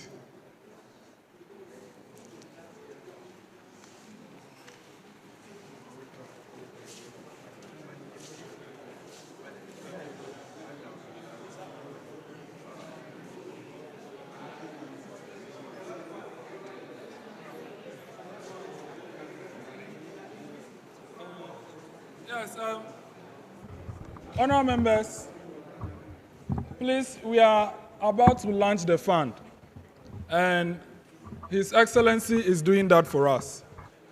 as we are preparing to launch the fund, I think the cake can start moving to the high table. So, Captain is coming to continue his speech and launch the fund for us. What's up? Eh? Okay. Is it?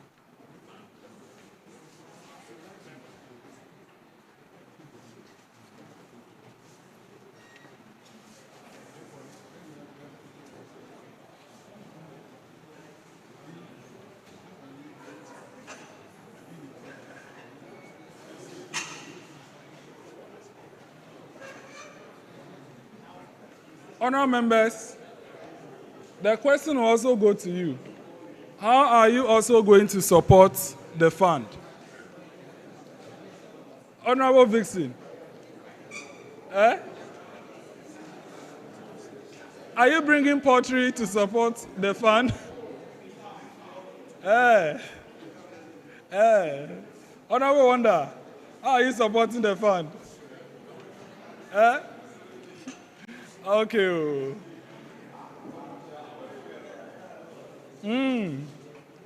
Honourable members, as Captain is preparing to come back again, I want to inform you that at our first anniversary, Captain was here with us, and he is here again. So he understands very well what we are doing. He understands very well what we are doing. He's doing a yeoman's job. Honourable members, give a here to the cake.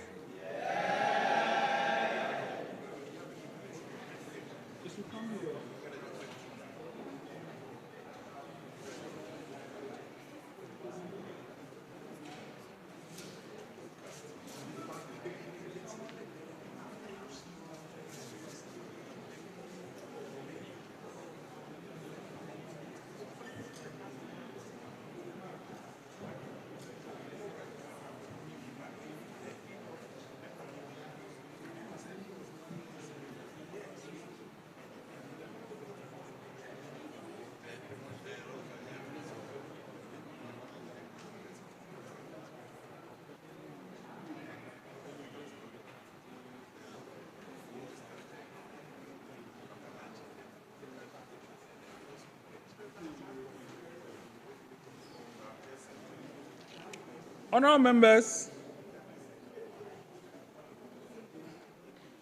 please, did you read the messages on the page? We have announced the winners of the champagnes. And please, note that when you pop one champagne, you owe us some plenty money. So don't think you are coming to pump and then you go.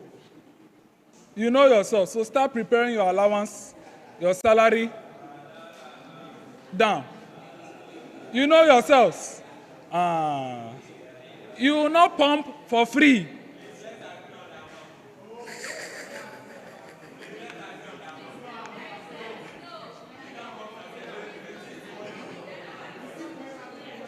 Okay, don't worry. We'll debate it later. You are already contributing. Your presence here is the contribution towards it. Yes. But you have to look for people to sponsor. Yes. His Excellency is doing a yeoman's job right now. And he's coming to the podium. Where's the ball? Miracle? Ball. Miracle, we don't have anything like that here. You don't have, yeah, balls outside there. Okay.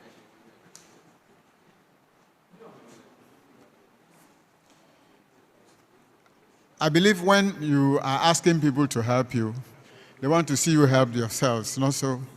That's why I'm asking for a bowl, please. They have finished, so what about they will give you? I have it. So let's see. Even if you don't have a bowl, put a chair there and let's drop our monies on the chairs. Yes. Yes, please put it there. Just leave it there. Aha. We need a bowl. I'll go and get the bowl for you.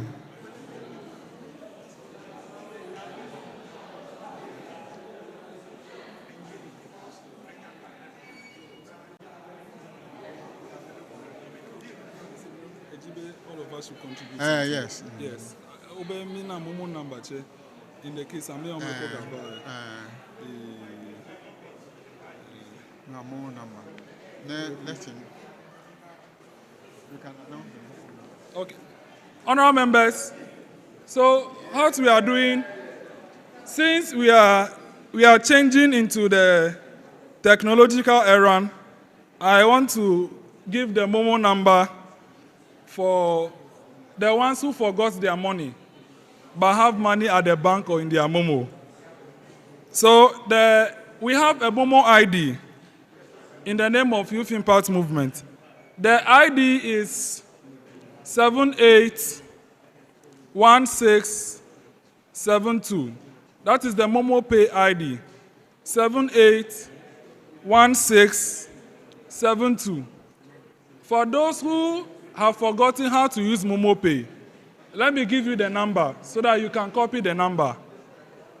For those who have forgotten Momo Pay, the Momo number is 059 896 1417. 059 896 1417. The number for both of them, the name for both of them is Youth Impact Movement. Youth Impact Movement. That's what we have shared. Okay, so let's. Yes, please. Yes. So we can proceed. Yes, let's proceed.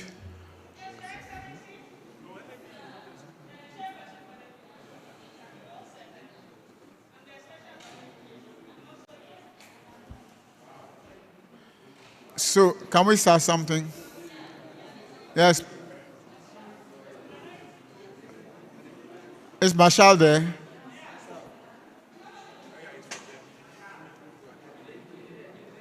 No, there's no music. Please just stand up and contribute, please.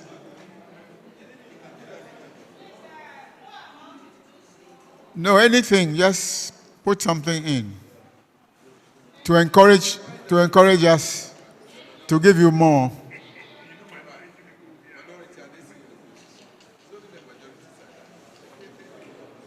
Even if it means you have to walk home. Yeah, the clerks. Clap for the clerks.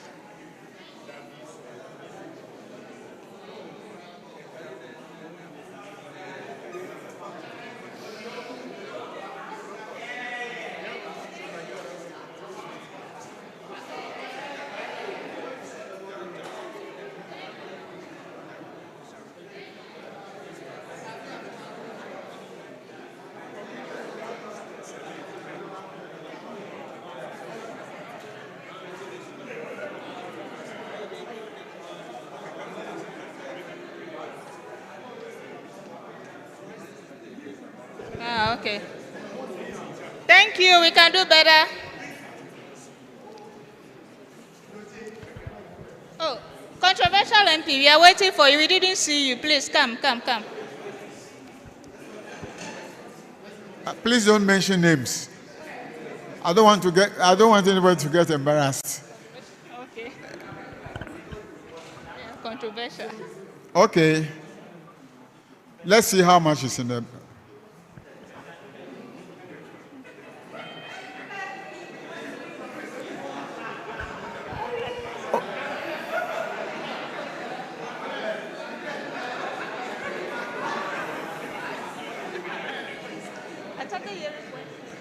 Masha, you are there, they are counting money and you are there. There's another, oh, okay. Help him.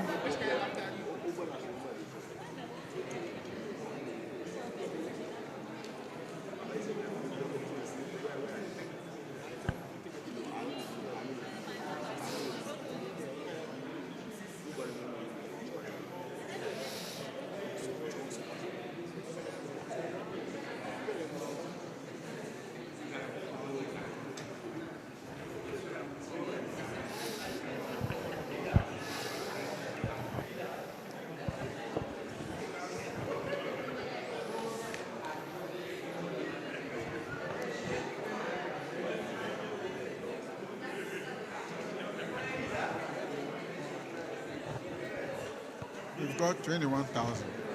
But I don't want to mention names. Okay. So we agree that it is the people you need to chase are me. Junior. Junior Kwame Asamoah, the one who spoke before regional minister. Okay. Has he given it to you? Yes.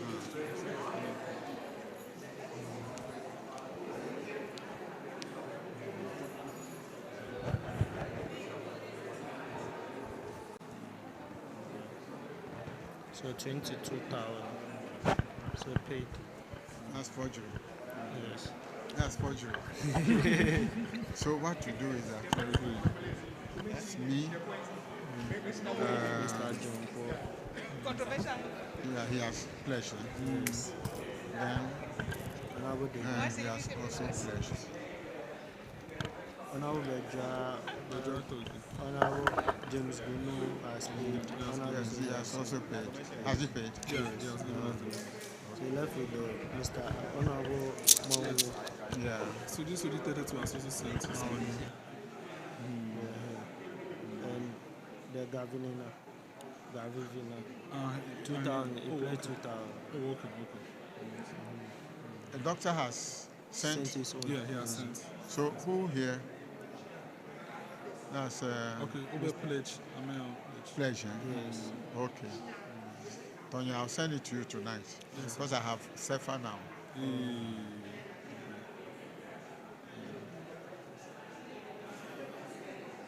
Are we okay? Please, we had 420 yesterday's. You had 428 cities. Bring the money. Hey.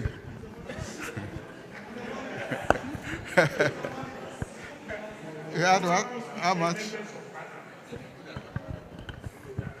That's how much? 8 cities. 488. 428. 428. If you write it and don't check it.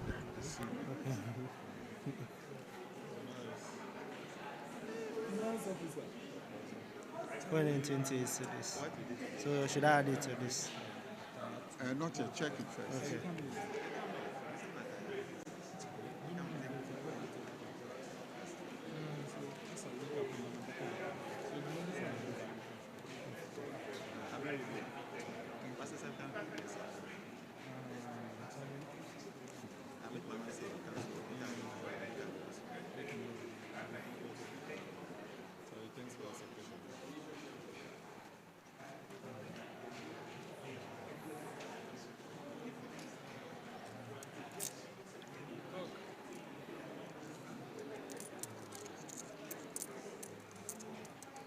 You want to agree? Yes, it's okay. But you haven't checked this yet. But we are assuming that it is correct. Yeah, we are assuming that it's so you go ahead and announce. Okay. The entire... Yes, entire thing. Okay. Don't announce this individually. Okay. No. Okay, you can announce individually. But don't say this person has paid, this person has paid. Okay, yes. Yes, announce. Okay.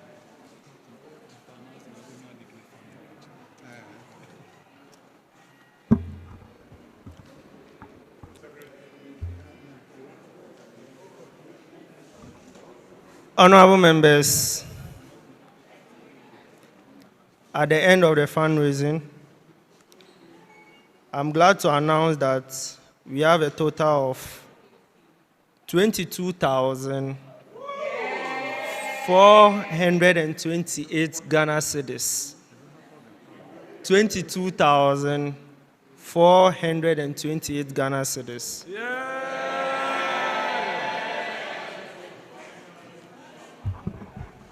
So the appeal has been launched, and we are looking for money from all sources. You can also look for money and let us have it. Let's be honest to ourselves. Whatever you get from somewhere, bring it to... You have the Momo ID. You send it to the Momo ID or to human being. To who? To the Speaker or the President? Either to the Speaker or to the President. Thank you very much. I think it's time for us to cut the cake. So now, Yes. when you call them, then you declare it lunch. Then Yes, okay.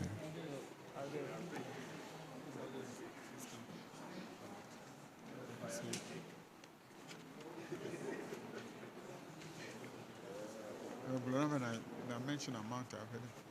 Where who? Mention amount of it. The amount. Yes. I mentioned that. You mentioned the amount. Yes, yes. Each, no. Okay. That's Okay. okay. Okay, that's all right. Yeah. So, So, no, you join them. who else is joining? So, they want to So, Mr. President, Wisdom. join us in cutting the cake. Speaker, Yes. this way. I want you to be visible.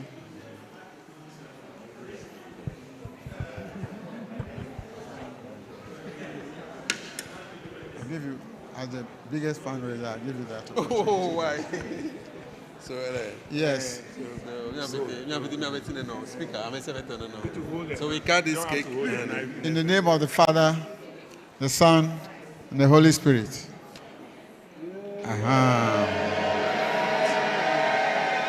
Happy anniversary. Captain, please declare the fund lunch. Hip, hip, hip. Hip, hip, hip. So the fund is launched. I've told you. And from now, we're going to look for money to build our own house. We outside too will see what help we can give you. Whatever I give today doesn't end it. We'll look for money to help because you are young people. Thank you. Is it going? Yes, sir. Okay. Okay. So, they have to split the cake. Somebody has to split it. Yes, sir. You Thomas split on it.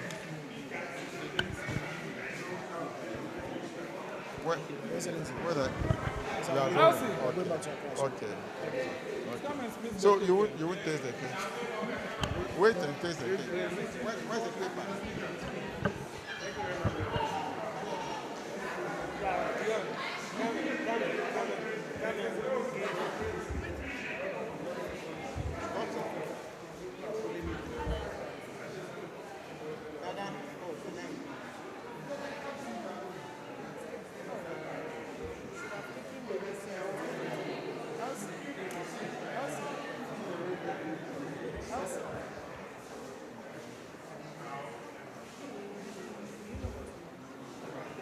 Yeah.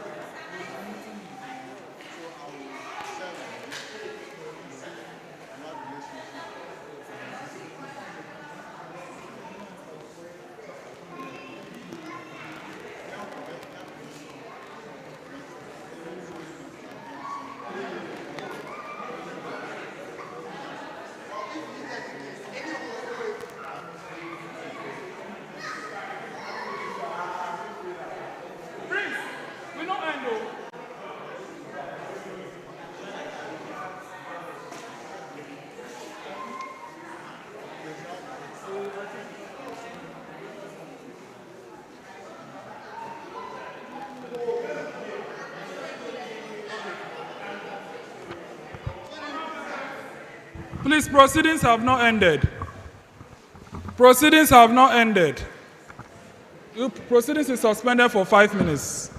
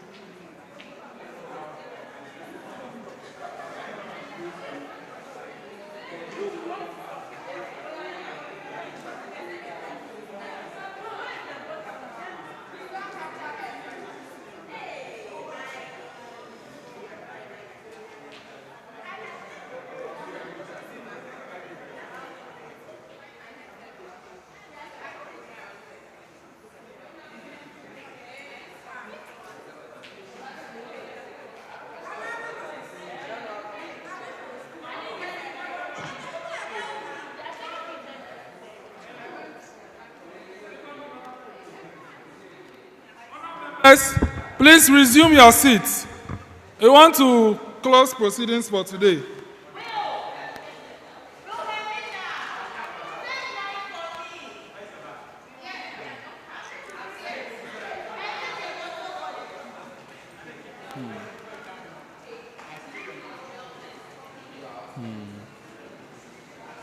Mina, honor members, resume your seats.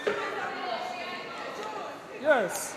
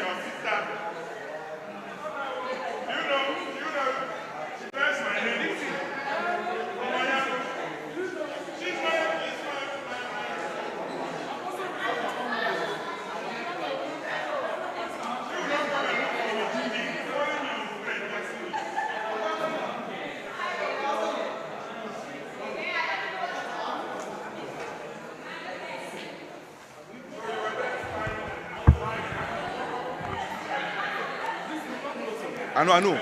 May take me one picture, Okay. Kobe.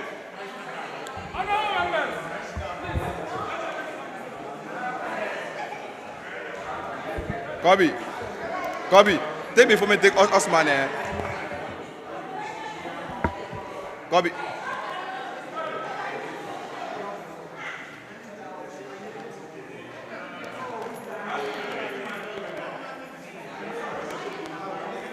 Kobe, before people come here, lah. On doit mal la fumer là. On doit mal la fumer là. Either you get it over here, I'm sure.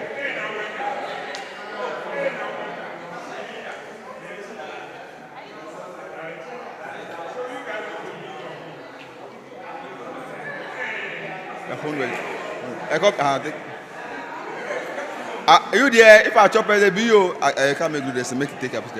Kobe, oh, do there, Kobe. Make it there, make it right. No, you make it right. Which kind my bag give? Is that? It be. Charlie, what you say? That inform me. Inform me. Open it. How have you eaten?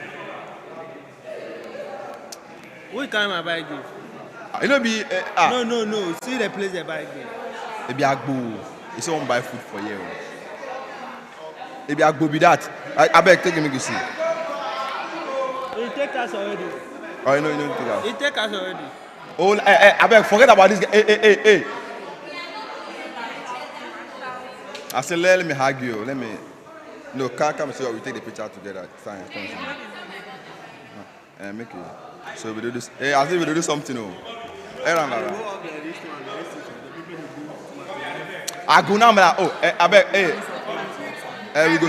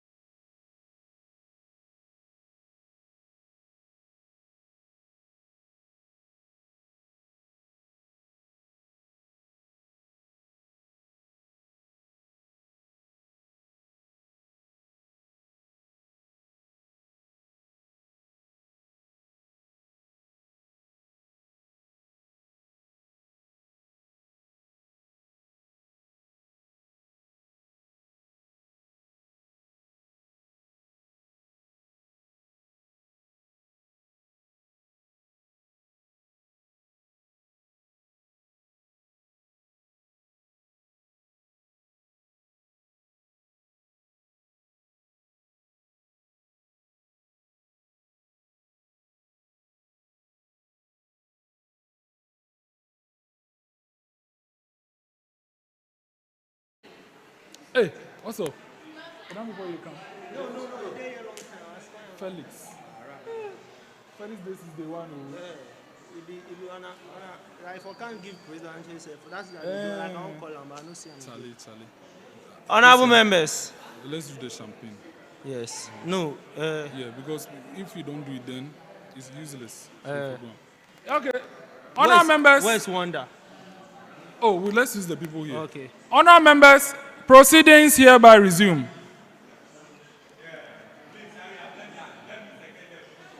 Honor members, as part of proceedings, after cutting the cake, we have to pop the champagne. Mr. Speaker is going to lead us with the pumping of champagne exercise. Honorable members, I want to. You bet first. You bet first. You bet. Maybe the leaders, Okay. the deputies, some women for the inside. So Honorable members, may I use the opportunity to invite the majority leader of the lower house in the person of Honorable Hubert Agbaode to pop the first champagne for us.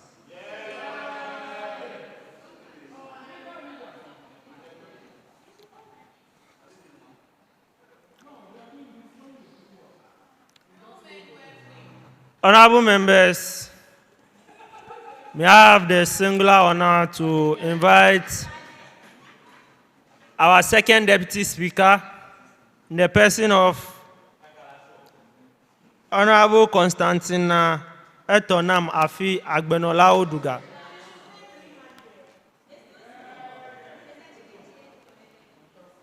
Honorable members, may I invite the minority leader, Honorable Wanda Nicodemus Jameshi.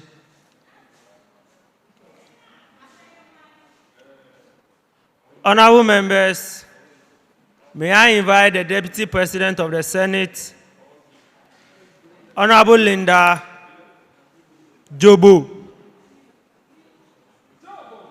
to come forward for us.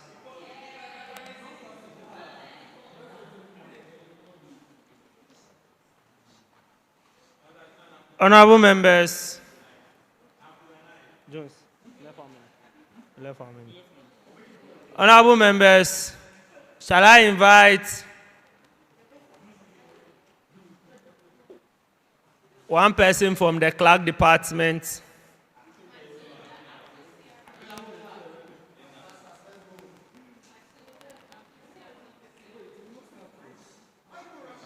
Honorable members, may I invite one person from the clerk department? Oh, wow.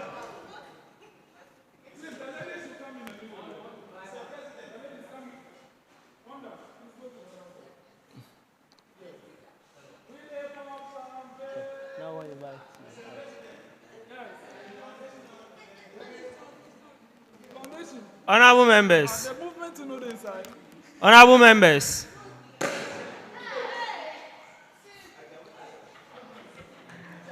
The first champion has been popped.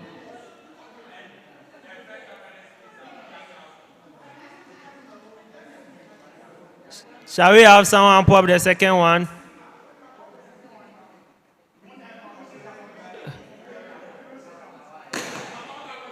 Yeah. Honorable members, the third one. The fourth one has been popped. Honorable members, the last one from the majority leader.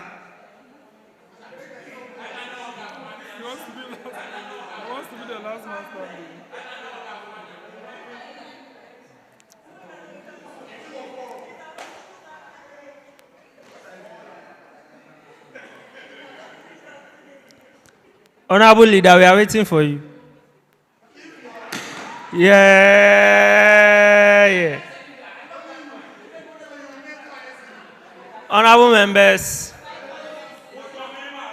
on this note, we say a happy 5th anniversary to us as a house.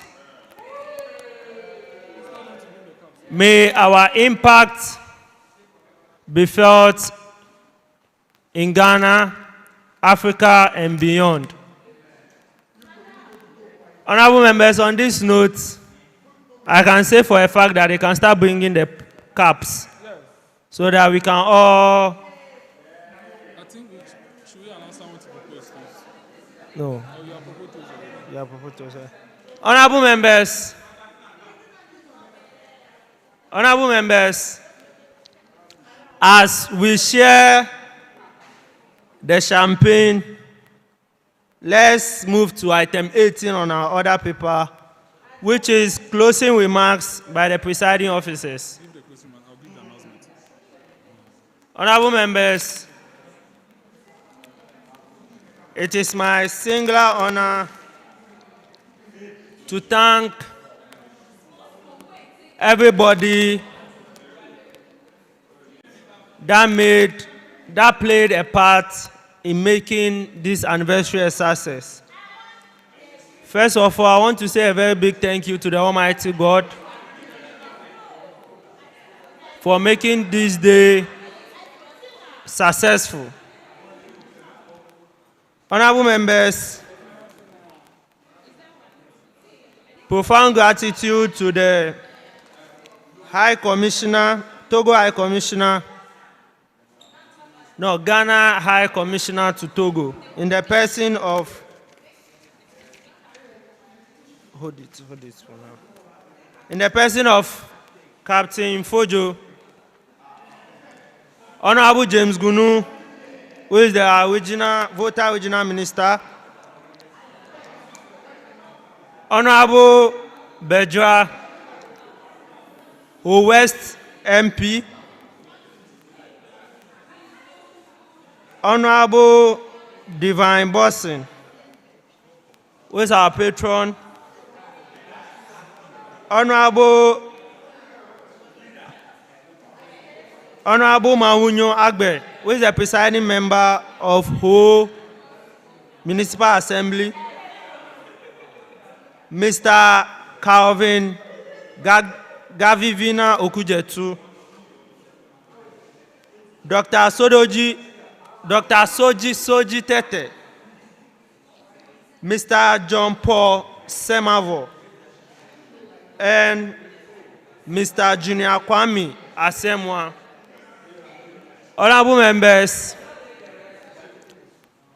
I want to say a very big thank you to everyone who has donated into our chamber fund.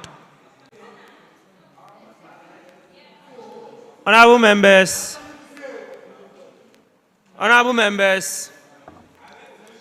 today has been a success, and without you, I think we will not be able to cross this path. 5 years is not a joke, and we hope in our coming years we'll continue to leave a bigger legacy that speaks for us. Honorable members, on this note, I want to say thank you once again, and may God richly bless you. Thank you. So we go to item 19 on our order paper, which is announcement by His Excellency Jones Amegashi Viglo. What you want to talk? I don't know, sir. Yeah, it's just some short announcement. Honourable members, please, the announcements are short. We have 2 immediate activities coming up this week. On Tuesday, all of us should gather, those of us in town, let's gather at Ola Girls, Ola SHS, their assembly hall, for the launch of their campus club. It is a very important thing for us to do. So to Tuesday, 21st April 2026, 1 p.m., let's gather at the Ola Assembly Hall for the launch of their campus club. On Wednesday, we are going straight to Rema Orphanage Home I think it's at barracks, right? No. Where? Police depot. Also at 1 p.m. We are gathering there to do a donation. It is being championed by the foundation. So we are joining Youth Impact Foundation for that donation. And it is that donation that is marking the 5th anniversary, because that will be the exact 5 years. Please, those of us who can come, let's come and then join for the donation exercise. Discussions in conclave about the dinner will be held. And then we'll take things onwards from there. 1st May, we are doing our fun, is it fun trip again? Yeah, it's fun trip. Okay, fun trip. We are going to Point and Kill. For the first time, as Belief has always been calling for, enjoy ourselves. Every time we are serious. 1st of May, 50 cedis. Is that 70 cedis, right? Yes. 70 cedis. The gate fee is inside. Honorable members, the 70 cedis include the feeding and transportation in and out, and the entrance fee. Honorable members. Transportation is not inside. Transportation is not inside. They'll get themselves to come. Or how we go organize car? Point and Kill just did here. Can we organize car? Honorable members, from the look of things, I think let's go back to conclave and give out the information properly. Yes, I think on this. Yes, but the date has not changed. Yeah, but the date has not changed. Honorable members, we thank the President for the short announcement.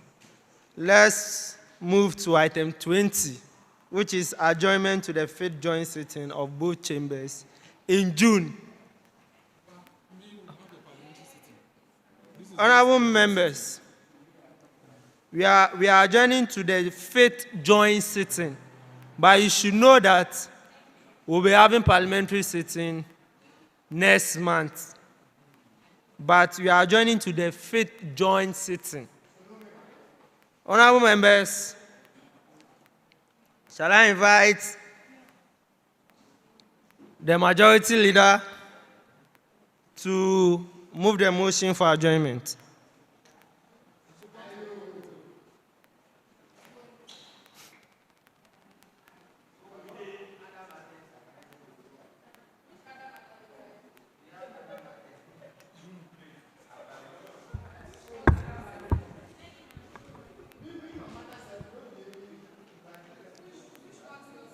Thank you very much, Right Honorable Speaker, for giving me the opportunity to adjourn today's sitting, today's special 5th anniversary sitting. Mr. Speaker, it's been a very fruitful day, trust me, and seeing the members well attired, beautifully and handsomely dressed here, I would urge us all to actually keep up this attitude when coming for the subsequent sittings. You know, there is a saying that you are addressed the way you dress. So at least let our dressing depict who we are. So, and one observation I've made today, you know, when proceedings was going on, like we are in the chamber, so the walking helter-skelter, like left, right, is actually not going on. So I encourage the whip to actually whip both caucuses in line when it comes to some of these things. You know, when one of the honorable members was speaking, they say we have to learn some of this parliamentary rudiment, and let's learn it very well. So we are still learning. 5 years. Imagine you've given birth 5 years ago. The stress alone you will take to let's look at YIP as a child we've given birth to. So it's a great day, and for the next sitting, let's always avail ourselves. Sustainability is something that we all have to take keen interest in, because when we don't avail ourselves, the chamber will definitely be empty. Trust me, if we all want to do this, let's do it and do it well. On this note, I thank you very much, both caucuses, both minority and the majority caucus, for today's sitting. And without any further discussion, deliberation, I humbly move for the adjournment of this sitting for the lower chamber to our next sitting in May, and for the joint sitting, which will happen in June. Thank you very much, presiding officers.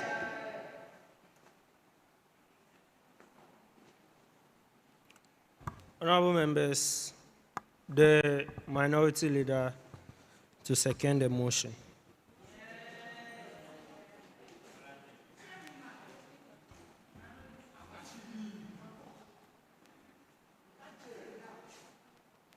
Thank you, the presiding officers, honorable members of both chambers and both caucuses here present, for the opportunity to second the motion moved by the majority leader.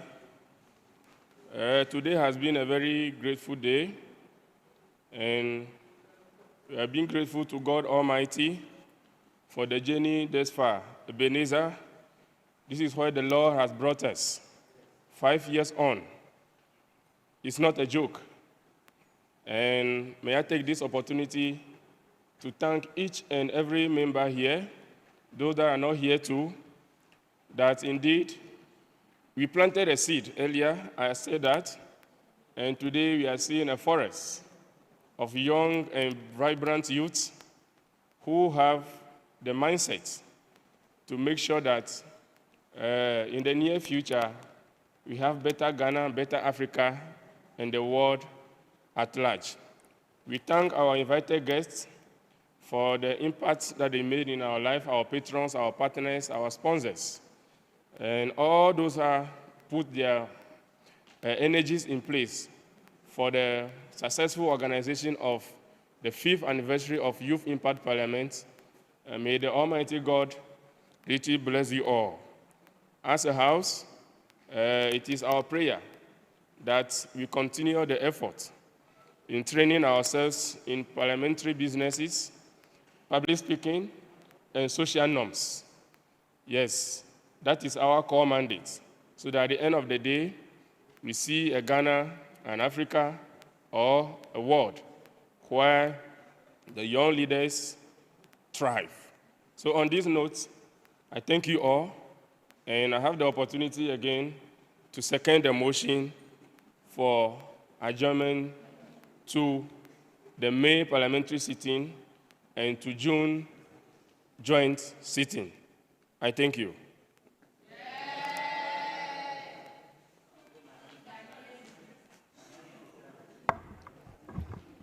Honorable members, the motion for adjournment has been moved and successfully seconded. All those in favor say aye. Aye. Those against say no. Honorable members, the ayes have it. The motion is carried. Honorable members, the House is accordingly adjourned.